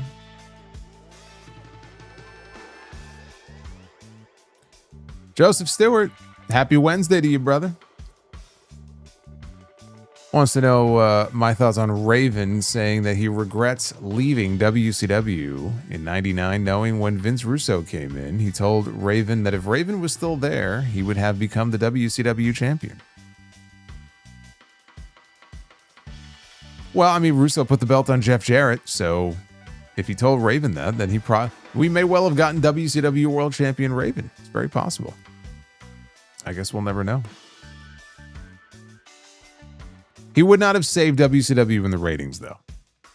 WCW's problems were far bigger than Raven, Joseph. So I see your other message here. He would not have saved anything.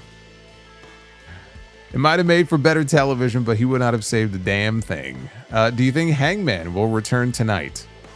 I'm going to say no. Do you think Jack Perry will re-sign with AEW? Boy, Joseph's 0 for 2 so far tonight, Joseph. You jumped the gun. I'm going to predict that, yes, Jack Perry will re-sign with AEW. I'm going to use my big brain to predict that. What are your thoughts on the Jeff Jarrett TNA Dark Side of the Ring episode? I saw both of them earlier. I thought they were good, and you'll get my full review on the Sound Off. That's where you can find it. If Paul Heyman did go to TNA, what would TNA look like today? I have no idea. I think that company would have done very well for a while, but I mean, that's 2009. It's 2026. I have no idea. One thing I can tell you is that TNA would still be alive either way. If they've made it this far, then they would have survived the era of Heyman. I think the era of Heyman would have been very good to them. And then something would have happened and Heyman would have been ousted and they'd still be doing their own thing today. Apparently he is going to see the new Moana movie tomorrow. I have less than zero interest in seeing that. I didn't see the animated one.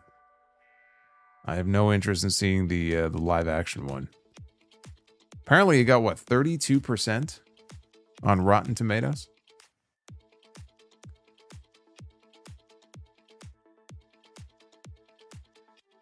Will you be going to see The Odyssey when it comes out? I got my tickets. For next Thursday. I'll be seeing it. Which current wrestlers from WWE and AEW would be good for the roles of... oh boy, he's listing all the Batman characters. Yeah, I don't know. I mean, you know who I think could actually pull off probably a decent Poison Ivy? Liv Morgan. I feel like Liv Morgan could probably pull off Poison Ivy.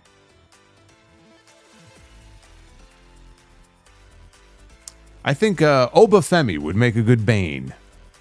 Just put a mask on him. I feel like he's got the build for it. Do you see Kiana James as a crossover star in movies and TV? No, I don't.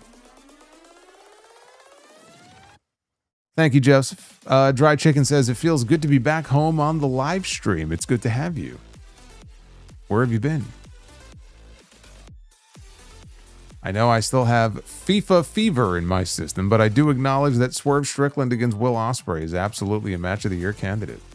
I am the Lord. So he's been following the World Cup. Is that why you've been gone? Fuck that tree. Death Scythe. Man.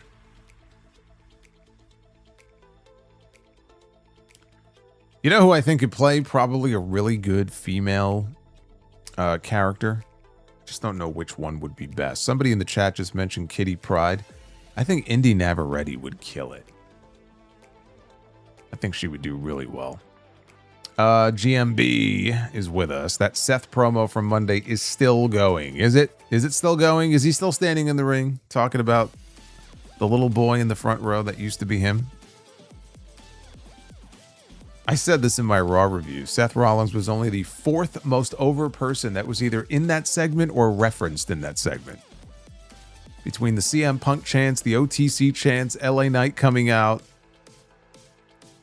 4th most over person. And he's the one challenging for the World Heavyweight Championship at SummerSlam. Dry Chicken says Don Callis family or The Vision. Oh, Don Callis family for sure.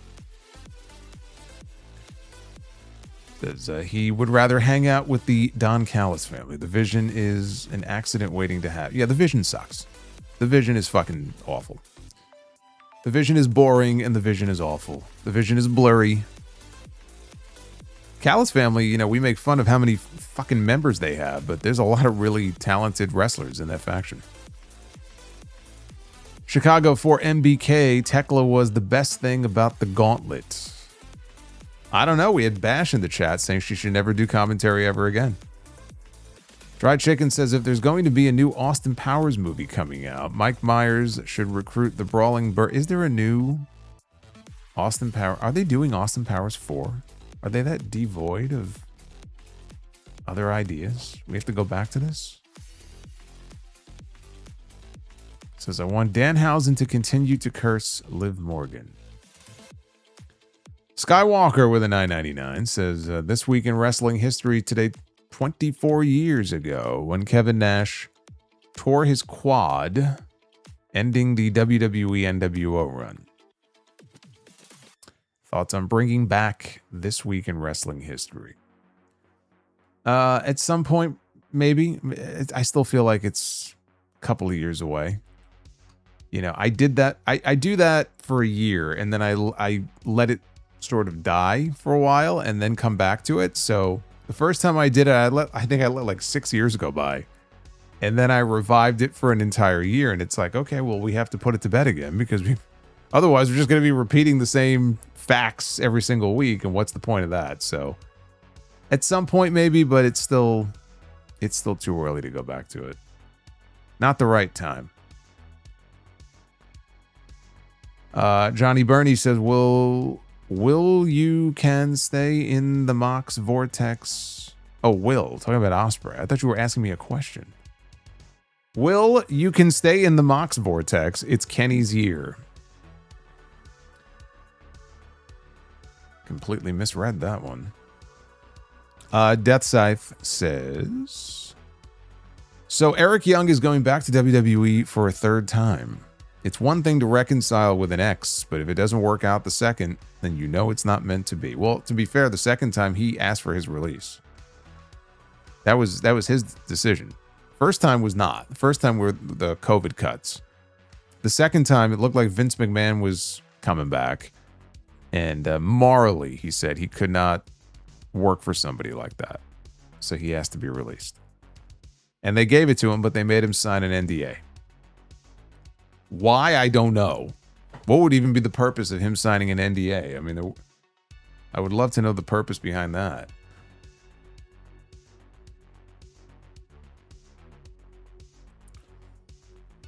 Barry, thank you for the 21. Yesterday, WWE Vault changed the playlist for Broken Skull sessions and Rock and Wrestling to watch by season. A lot of times when I see playlists like this, it's for pay-to-watch shows. Could WWE be planning something? They're always planning something. Where there's money to be made, they'll probably do it. I'm surprised they haven't moved to a pay model of some kind up to this point for the Vault. I'm sure there's some sort of pay model coming. Whether, I'm not saying all the content would move to a pay model, but they've got full pay-per-views up there. They've got full Coliseum videos. They've got full stuff. I wouldn't be shocked if the full stuff goes to a pay model. You know, you want full episodes and full pay-per-views and full seasons of this and that, you got to pay for it.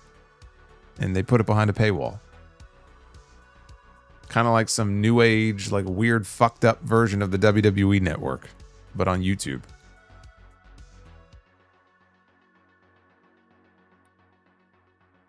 Death Scythe says, buy or sell on the WWE title reign beginning to end that was better in terms of the emotional win to when they lost the title and the quality of the matches themselves. Jeff Hardy at Armageddon to Royal Rumble or Sami Zayn at Night of Champions to Raw. Is this a trick question? Clearly the answer is I'm going to buy on Jeff Hardy and I'm going to sell on Sami Zayn. Jay Williams, recommend me some PLEs to help me get my love for wrestling back. I mean, the PLEs I would recommend to you were largely from fucking 30 and 40 years ago. Are you sure about that? Just some off the top of my head, honestly, like One Night Stand 2005, Canadian Stampede 1997, of course WrestleMania X7 will always be up there. King of the Ring 1993. You know what? Clash at the Castle 2022. We'll put that one on there too.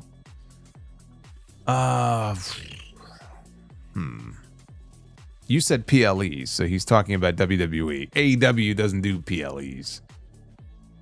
I mean, those are some good ones, I think, for you to start out with. There were a bunch of great pay-per-views in 2000. Royal Rumble, Judgment Day. Man. Nick Wayne's mom has got it going on. Oh. She's all I want, and I've waited for so long. Don't tell Thekla. Nick Wayne, can't you Nick see? Wayne's mom Go is here. away and leave me be.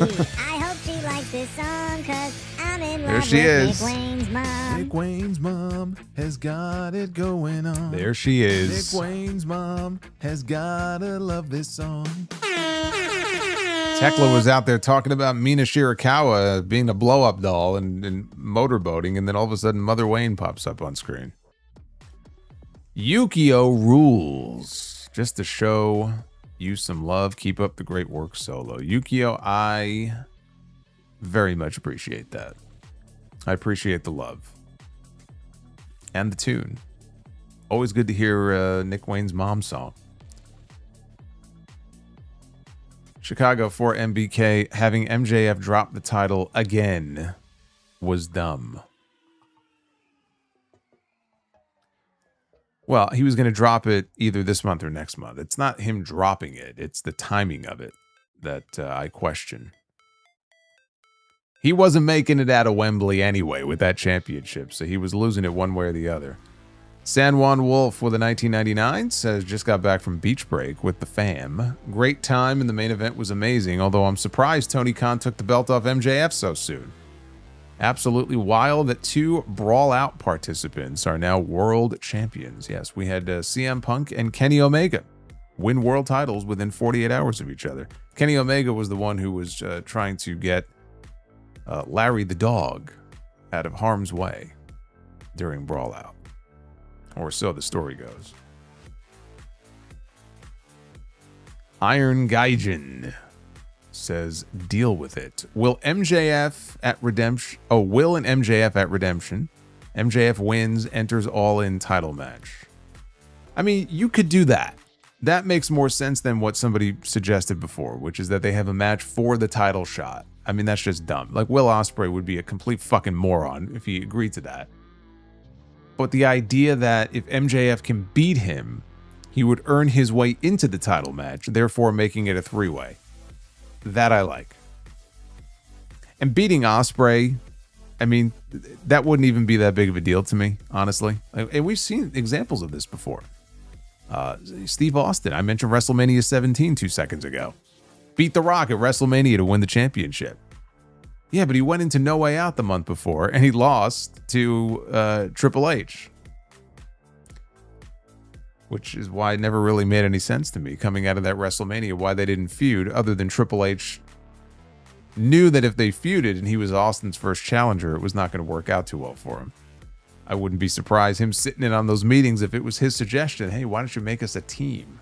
Why don't you put us together? Then I can rub shoulders with him and be on the same level with him. We could be together on television every week. Where Austin goes, I go. Right? And then maybe when we eventually break up, it's not right after he won the belt. Maybe we wrestle at SummerSlam and then I can beat him for the championship. Like, I'm sure these ideas were going through the man's mind. What he wasn't banking on is that his leg would give out on him and then everything just went to hell. So we never got to see it. Hey, Carl. Welcome to the channel. There's Joe Hendry, in case you don't know who this man is because you never see him get a proper entrance on Raw. His name is Joe Hendry, and he goes like this. This is what he does. Carl's probably sitting there going, why is he wearing a towel around his neck? That would be a very good question, Carl. Tonight was the Beach Break episode of Dynamite. Randy Bobandy, no message, just showing love. A $50 Gunther bomb. My God, I love that magenta. That's such a beautiful color. We got Jason 49er77. This was easily the best Dynamite episode in years.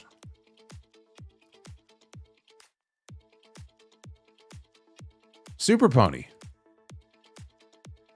Do you think the Kevin Owens Boogeyman tweet was him teasing a return? Him against Sammy at Summerfest has to be the move. I think that they're doing SmackDown in Canada soon. Maybe that's where he comes back.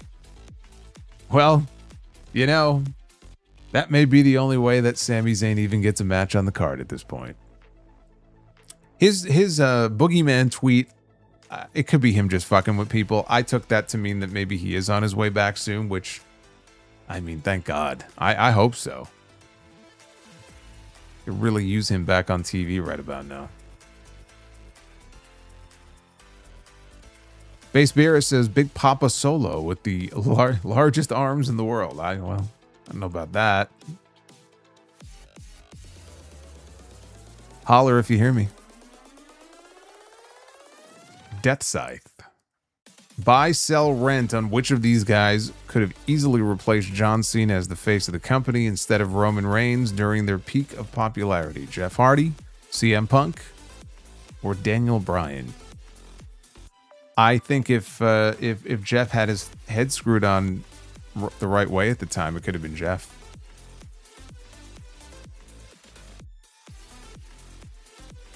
But again, I mean, you're giving years here. He says CM Punk 2011 to 2012. Easily CM Punk. At that level of popularity that he was at that point, CM Punk could have been in that role. If MJF tries to goad Ospreay and putting his title shot on the line, Ospreay should say to him what The Rock said to Goldberg, who wanted a match with him at Backlash, and say, nah. Yeah, meanwhile, they ended up wrestling anyway. Now, I like the idea of if he can beat Will, he earns a spot in the title match. And then he beats Will at Redemption.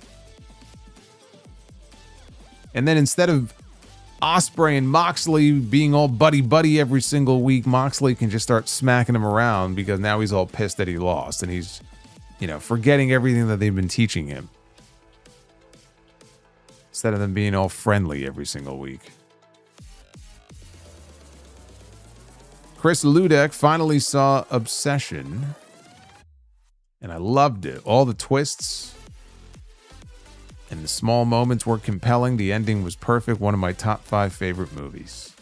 It's the best movie of the year. I think it's going to win a bunch of awards. It certainly deserves to. It's a great original screenplay. The acting was on point. They didn't have to rely on A-list celebrities and big names to bring people into the theater and make it worthwhile. I didn't know anybody in this movie. This is the first time I laid eyes on every single person in this movie. I'd never seen them before. I didn't even know what the movie was about. When I went to go see the movie, I didn't even see the trailer.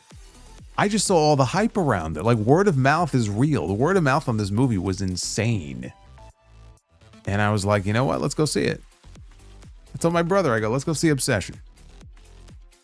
He loved it too. Andre Jefferson, I'm like Thekla. Was she even hurt, or did she pull a Seth Rollins? If not, we need AEW doctors. We need AEW doctors to do what? I feel like your super chat is incomplete. We need them to explain themselves? Because I would agree.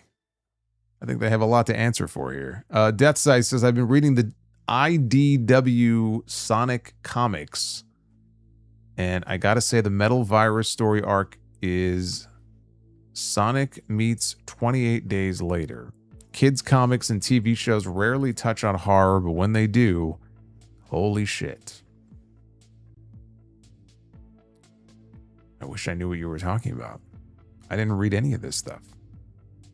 I mean, look, if more people knew what the Teenage Mutant Ninja Turtles were in those early comics, they would be horrified. It's very different than what people saw in the cartoon or in the live action movies. Those were dark. Johnny Burney, they promoted Okada Omega 5 as the last one, and we mentioned that before.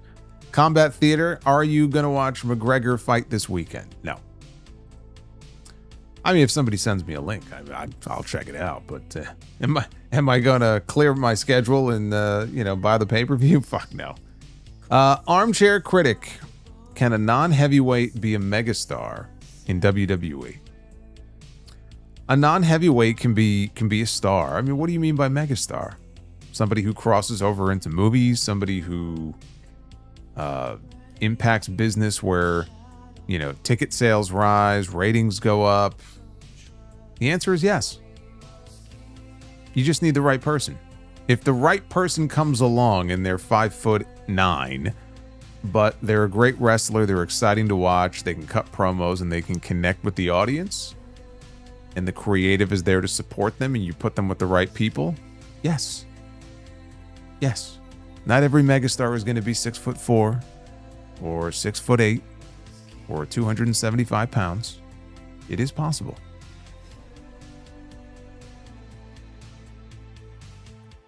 Deathsight says buy or sell on which match had the better build, crowd atmosphere, but the worst fallout for the winner after their first title. John Cena, Rob Van Dam, or CM Punk? I mean, the worst fallout is clearly Rob Van Dam. It was his own stupid fault. He fucked up, and I think he knows he fucked up. And that one's pretty easy. Got to buy on RVD there. Armchair Critic, Triple H has sabotaged RKO in 05, 09, overshadowed him in 13 and 14, and recently ruined what should have been a great heel run, and gets credit for elevating him. Yeah, I think it was MVP of all people who actually gave him credit for elevating Randy. I'm like, he bashes Triple H at every opportunity, but I think it was MVP who's like, I'll give him Randy. And somebody will correct me if I'm wrong, but I think he cited Randy Orton as one that he would give him. I'm like, I don't give him Randy Orton. I mean, he picked him for Evolution. That's about it.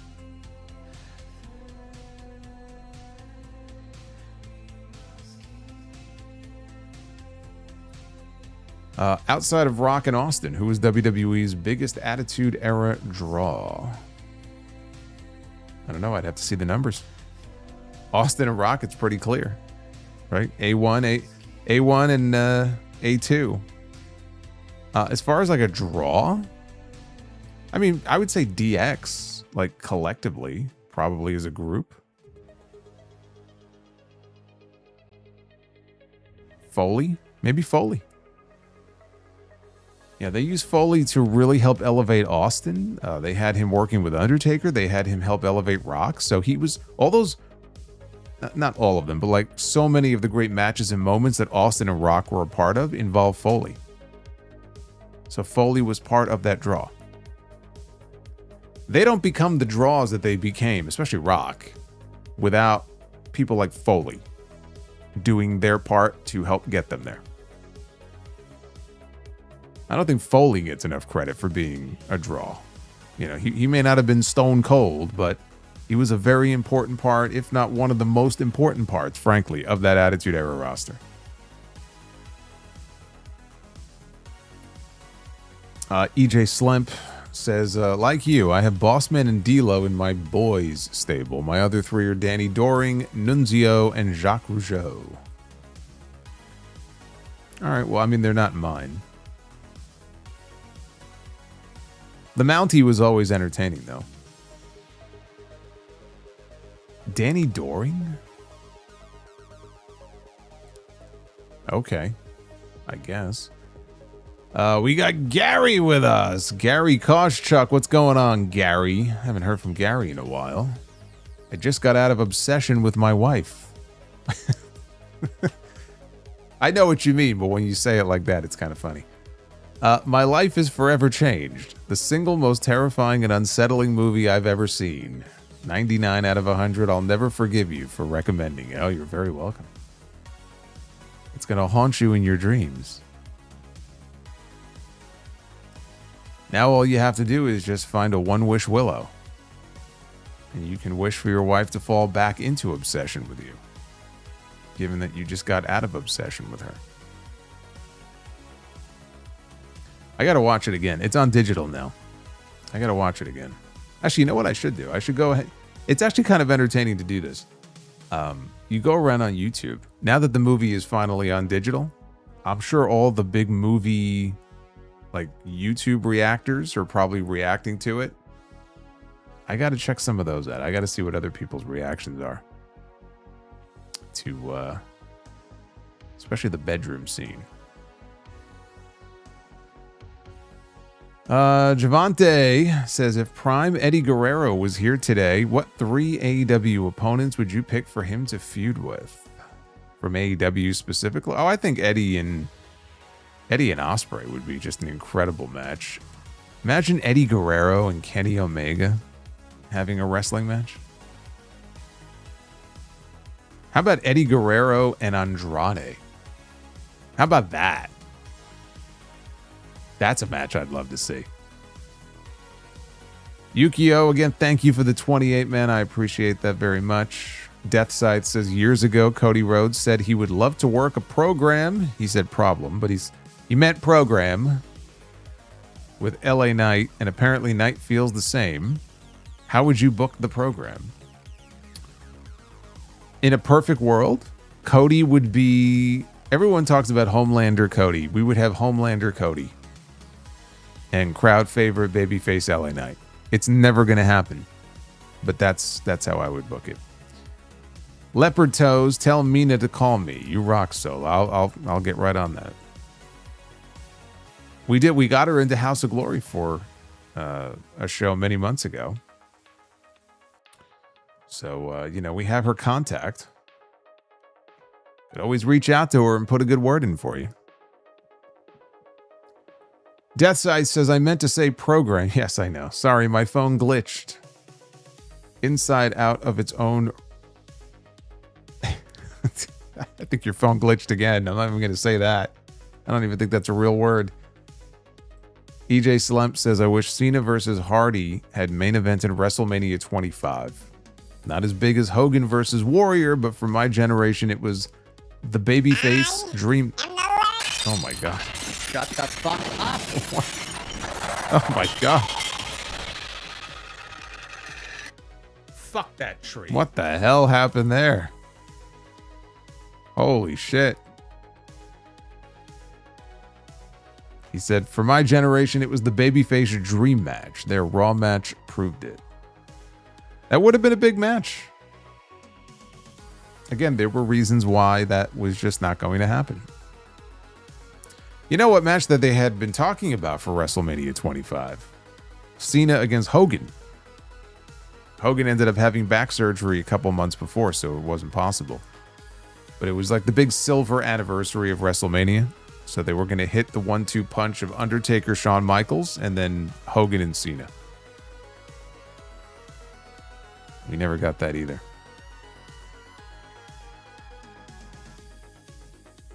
I think are we caught up? Oh, the waves are back. Crashing waves. Sounds so nice. Hey, Clone Force, 26 months of channel membership.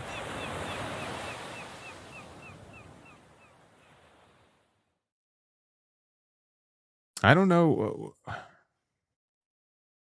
who this is that you're referring to.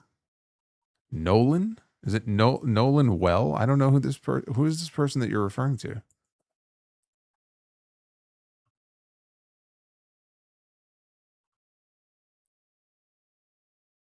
That's a terrible story. But I don't have all the details. We have EJ Slump with a $4.99. I wish Cena versus Hardy had... Oh, we just read that one. Deathside says Triple H elevated Jeff Hardy by being in a program with him in their match at No Mercy in 2008 was Jeff's best non-gimmick singles match. He looked strong in defeat, but because Triple H got lucky with the roll-up. Triple H probably did more to put over Jeff Hardy than he ever did for Randy Orton in any of their matches. I'll agree with you on that. Stuff with Jeff was pretty good. I was never a fan of any of the Triple H Randy Orton stuff. I thought all of their matches were boring. I thought that he did a very poor job of elevating him. I have no interest in going back and seeing any of the stuff that they ever did together. It just never appealed to me. He did far more for Batista than he ever did for Randy Orton. Bryant Finley, Willow winning the gauntlet was no surprise and boring. I have zero desire to see her in the title picture. Her TBS title reign was a dud. Man, Willow is always coming out all bubbly and smiling and happy, and then here comes Bryant to rain on her parade. and talk about how boring she is.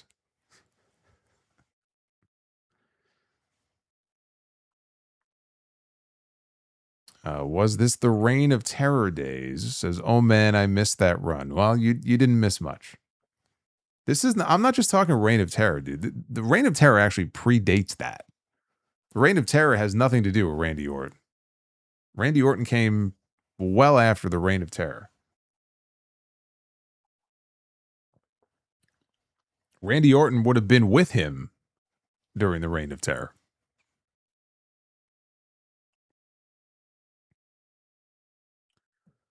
Their match at WrestleMania 25 should have been better if they didn't have that stupid DQ stipulation. Yeah, their match at WrestleMania was a fucking bore. Bored me to tears. It stood no chance anyway. I mean, coming after that Undertaker-Shawn Michaels match, it was dead in the water. Absolutely dead in the water. I mean, they had a memorable build-up, you know, the stuff with Stephanie McMahon and, you know, kissing Stephanie and Triple H's cuffed to the ropes and then the stuff at Triple H's house. And I mean, there was some fun stuff in there. And then the bell rang and then the match came and it was a fucking bore.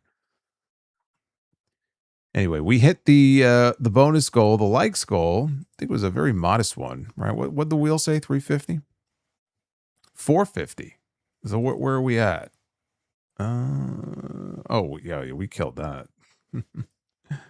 520, which means we have a double shot coming up of Be the Booker. Here we go. Ladies and gentlemen, it is now time to be the Booker. Double shot coming up, live from the beach. We got to get through this so I can get back in the water. I'm all dried off now. So let's kick off with our opening contest. Scheduled for one fall, we have Fraxium, the former NXT Tag Team Champions Nathan Frazier and Axiom. Great tag team. They had a great run, actually, as the champions in NXT. They are going to be defending their titles, their NXT championships, against these young studs here, making their NXT debut, Brutus Beefcake and Greg Valentine, the Dream Team, against Fraxium. Clash of eras here. I like it. I like that dynamic.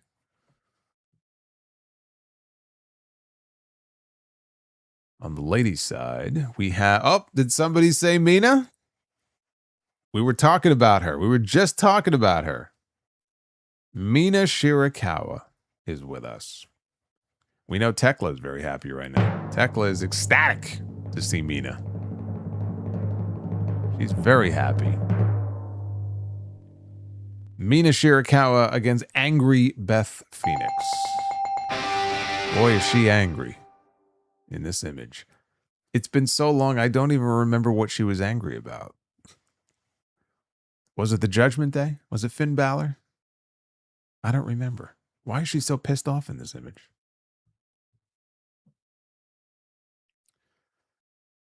And in our first of two main events, Mina's definitely taking the pin. Yes. Oh, Mina's absolutely taking the pin. We have, oh my God, we got this handsome devil. Look at this. Look at this guy. Oh my God. Oh my God. This was me the other day when I saw that I came in #1 over Cornette on the Apple charts and I finished my story. All the confetti was falling. The Solomonster, where he belongs in the main event of Be the Booker. That's the good news. The bad news is I now have to spin to find out who my opponent is going to be. And I don't think it worked out too well for me last time. When we picked an opponent for me, he was quite large, as I recall. That was a fun WrestleMania. That's the best WrestleMania I ever went to. All right. We got to pick an opponent. Oh, boy. Oh, my goodness. The Solomonster is going to take on the American Nightmare, Cody Rhodes. Oh my God. This fucking guy. Just stay out of the main events for once. Just for once.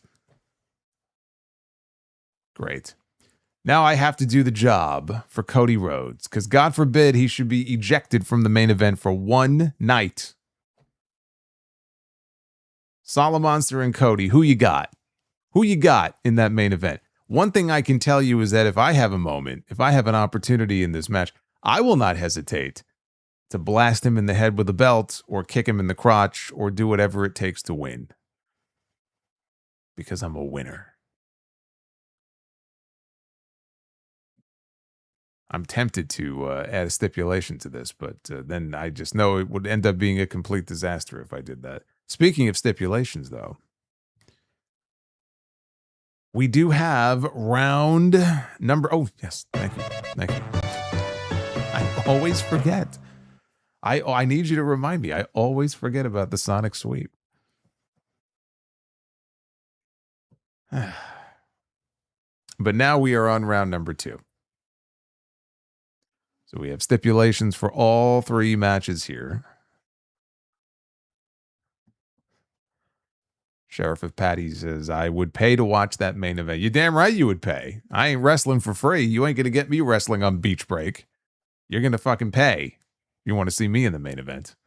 If I'm going to be diving and taking bumps, I ain't doing that shit for free.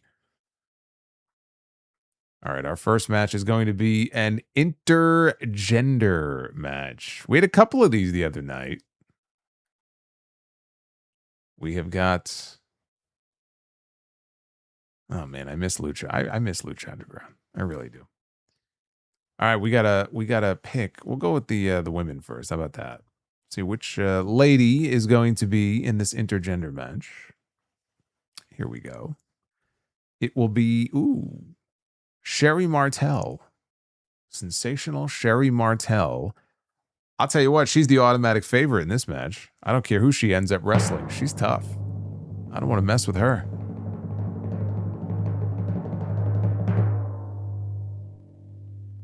Sherry. Oh, wait, what am I doing? It's an intergender match. Fucking Meechin I landed on. What the hell was that? We don't want that.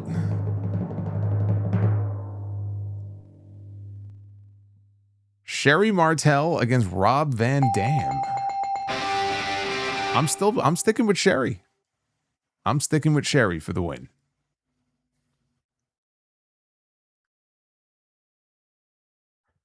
Don't worry.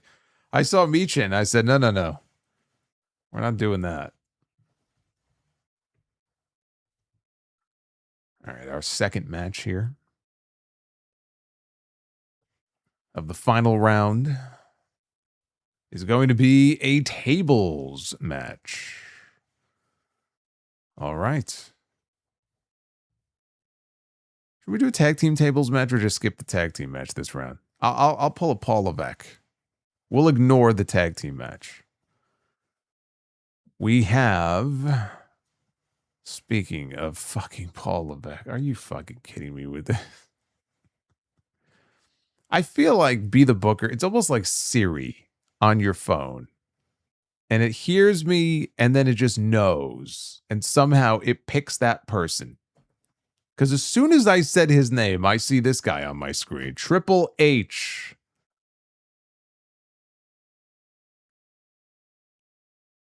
Triple H in a tables match.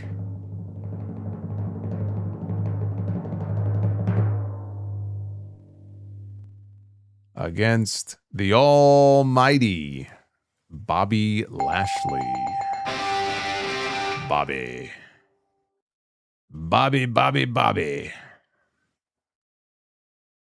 You know, Triple H ain't going through that table. We all know who's winning this match. MVP is not very happy about this. Because MVP knows before the bell even rings how this match is going to go.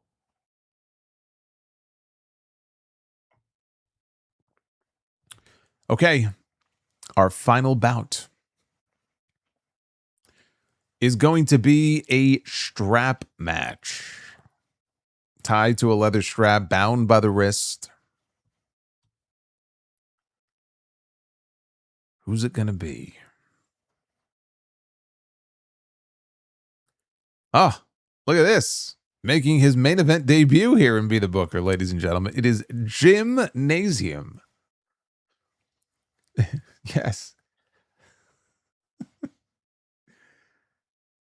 This is a new superstar has entered the chat here. Gymnasium is in the main event here of Be the Booker. I don't know why that made me laugh.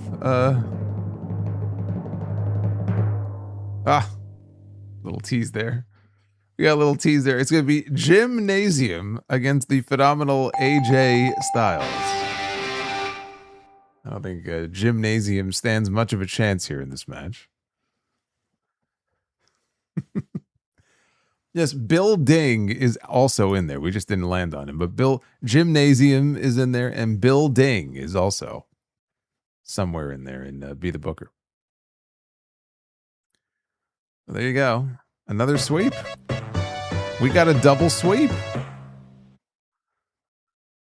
We just had a very low key back-to-back sweep.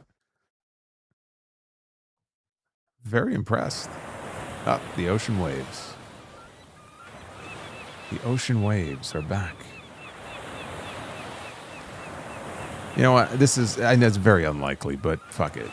I'm gonna set one more quick super chat goal. We hit it. We'll do one more round of Be the Booker. I'm gonna be ambitious here. So I enjoyed that magenta so much before. As I read these final super chats. We have Super Pony. Do you think that they will let KO use the package pile driver as his finisher when he comes back? I hope he doesn't start using the stunner again. They should let him use the package pile driver. I hope they do. Are they going to? No, but I wish they would. EJ says, I picked Doring because he's hilarious in shoot interviews, but I'll swap him for Crush. What do you think of that? I'm okay with that. But which version of Crush? Are you talking about Demolition Crush? Are you talking about Kona Crush? Are you talking about Convict Crush? Are you talking about Chronic Crush when he was Bryan Adams? Are you talking about DOA Crush? Sons of Anarchy? Which version of Crush? He played so many different characters over the course of his career.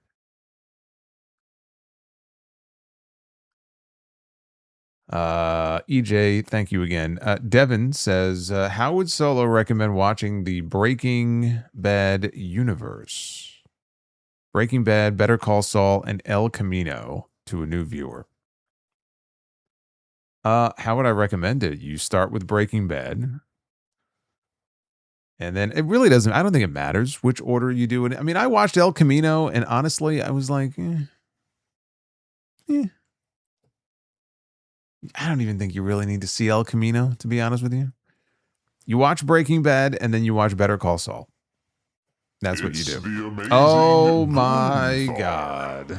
Jerry Lawler loves Gunther, the Magnificent. Oh boy. All hail Gunther. Look at this guy.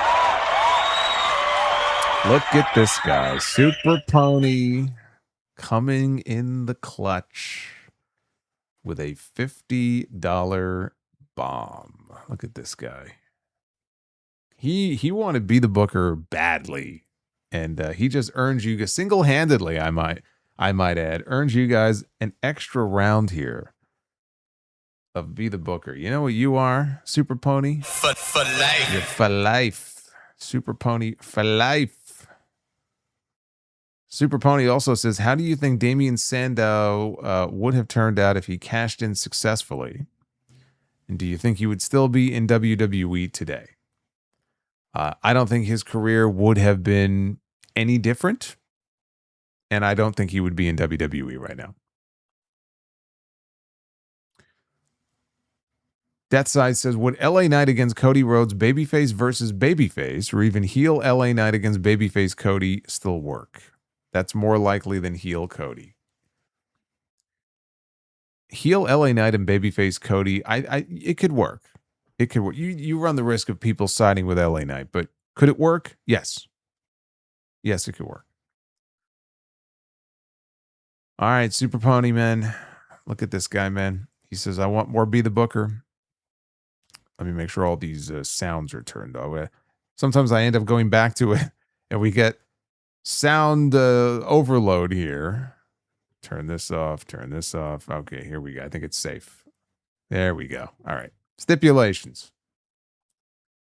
Man, I can't believe this. We're doing a third round. What did we do the other night? 5? We did 4 rounds minimum, maybe 5. What the hell? I'll set another one. I'm going to make this crazy. Not too crazy. All right. So we have a lumberjack match. I don't like lumberjack matches. I like lumberjack tag team matches even less. But that's what we're going to book. So here we go. Lumberjack tag team match. We have... Wait. Oh. Sorry. There we go. There are the tag teams. All right, so we begin with the Rockers. Shawn Michaels and Marty Jannetty. Great tag team. I was a big Rockers fan. I was a bigger Heart Foundation fan. But I like the Rockers. It's going to be the Rockers against the Rhodes brothers. Look at this. That's a great match. Shawn Michaels and Marty Jannetty against Cody Rhodes and Dustin. We have Gold Dust. That's actually a great match. Cody Rhodes, by the way, yet again, booked here in Be the Booker. Are we actually going to end up with a triple sweep tonight? Is that even possible? Have we ever done that before? We have a dog collar match. A women's dog collar match. Gail Kim. Oh, that's from the early TNA Knockouts days there. I could tell. Gail Kim. Bound by one collar, and on the other end is going to be... Oh, come on. Gotta pick Awesome Kong. Come on. Nah. Ivy Nile. It's funny. It's a dog collar match, and in this image, you see Ivy Nile has the chain. Like the dog chain around her neck. Ivy Nile and Gail Kim. Okay, so I'm going to put this to you guys, because I'm kind of on the fence on this. Ivy Nile, Gail Kim, in a dog collar match. The sweep, it hinges on this. 15 seconds. You guys got to tell me, what do you think? Yay or nay? I'm seeing some bells. Green Man says it could work. I see a lot of bells here. All right. Okay. You guys would pay to see a dog collar match with Gail Kim and Ivy Nile. Okay. Well, you are the paying audience, so the audience has spoken. And in our main event, I thought it was the main event before. In the main event of the evening, it will be Son of a Bitch. See, this is what happens when you test the boundaries and you push your luck with Be the Booker. You end up with the Punjabi prison. I was in a Punjabi prison match once, by the way. I know the horror of being involved in something like this. And now it is back. The Punjabi prison. Who will be inside the cage? I'm sorry to say, guys, I have a bad feeling about this triple sweep. It's not looking good. Oh boy. It's really not looking good. We have Orange Cassidy. Orange Cassidy in a Punjabi prison match. Is there any possible opponent that will lead to me not pushing the buzzer? Yes, Green Man says we flew too close to the sun. Cactus Jack. Cactus Jack and Orange Cassidy. in a Punjabi prison match. Oh, I don't know. Cactus is pretty crazy. Oh, wait a minute. Hold on a second. I'm being told in my ear, I'm being told something. I'm being fed some information here by Adam Pierce. He says that a new talent has entered the arena. And this has now turned into a triple threat Punjabi prison match, which means we have to add one name to this match. This match might be able to make the difference here. This last person, I don't know. Orange Cassidy, Cactus Jack, and Be the Booker has been repossessed. Be the Booker is over because the Repo Man has repossessed it.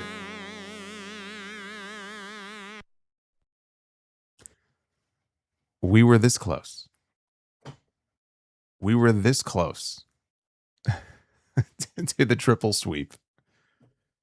And as someone in the chat said, we flew too close to the sun. And unfortunately, this what are you blaming me for? Are you putting this on me? Fuck off. You're not putting this on me. I was hitting the buzzer regardless. I was trying to help you guys. Putting the blame on me.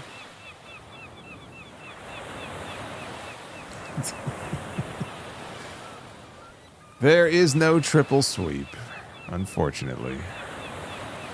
That's how it goes. That is how it goes. Super Pony with the last super chat here. Jacob Fatu voice says, I love you, Solo. I love you, Solo. Thank you, Jacob. I appreciate it. And Super Pony, I appreciate you as well. Is that a dusty finish? Can you have a dusty finish in a Punjabi prison match? It seems pretty declarative, right? The first person who exits the cage, right? I believe is the rule.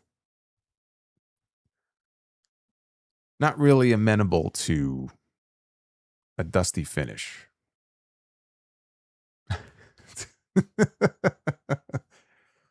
Super Pony. Super Pony with a $1.99 says Super Pony with the super chat of the night says, I paid $50 for that. LMAO. Yes, you did. But see, now you've given us lots of entertainment, though, as a result. You should feel very happy about that. He's like, I paid $50 for that. You paid $50 for a Punjabi prison match.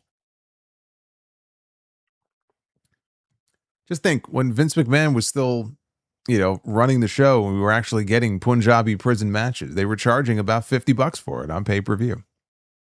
That's what's so crazy about it.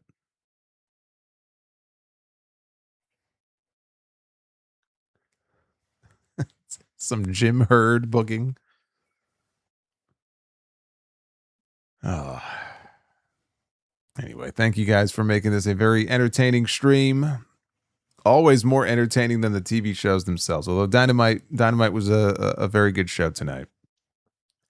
SmackDown will be interesting because this is going to be the first SmackDown on Friday with CM Punk as an official member of the SmackDown roster and the new WWE champion. So I would expect him to kick off the show on Friday. We'll be here to talk about it. If you missed it, it went up late yesterday, but a brand new episode of the Uncrowned Wrestling Show is up for your listening pleasure. You really want to make Cornette's head explode. Let's get the Uncrowned Show at number 1. I feel like I'm competing with myself. It's like I'm playing with myself here. The Uncrowned Wrestling Show. Yes, there you go. And who we got here? Bryant Finley says Tessa Blanchard against Chelsea Green in a dog collar match. I'm sure Chelsea Green would love to wrestle Tessa Blanchard in a dog collar match. Chelsea Green is no fan of Tessa Blanchard. Or Jade Cargill, I don't think. We know Piper Niven is no fan of Jade Cargill. Anyway, be well. Stay safe. Have yourselves a great rest of your night. I'm going to head back into the water here and enjoy the beach. It is, after all, beach break, and I'll see you back here live on Friday night for the SmackDown post show. Again, only 2 hours of SmackDown, so I'll be with you at 10:30. I'll see you on Friday night. Take care, guys.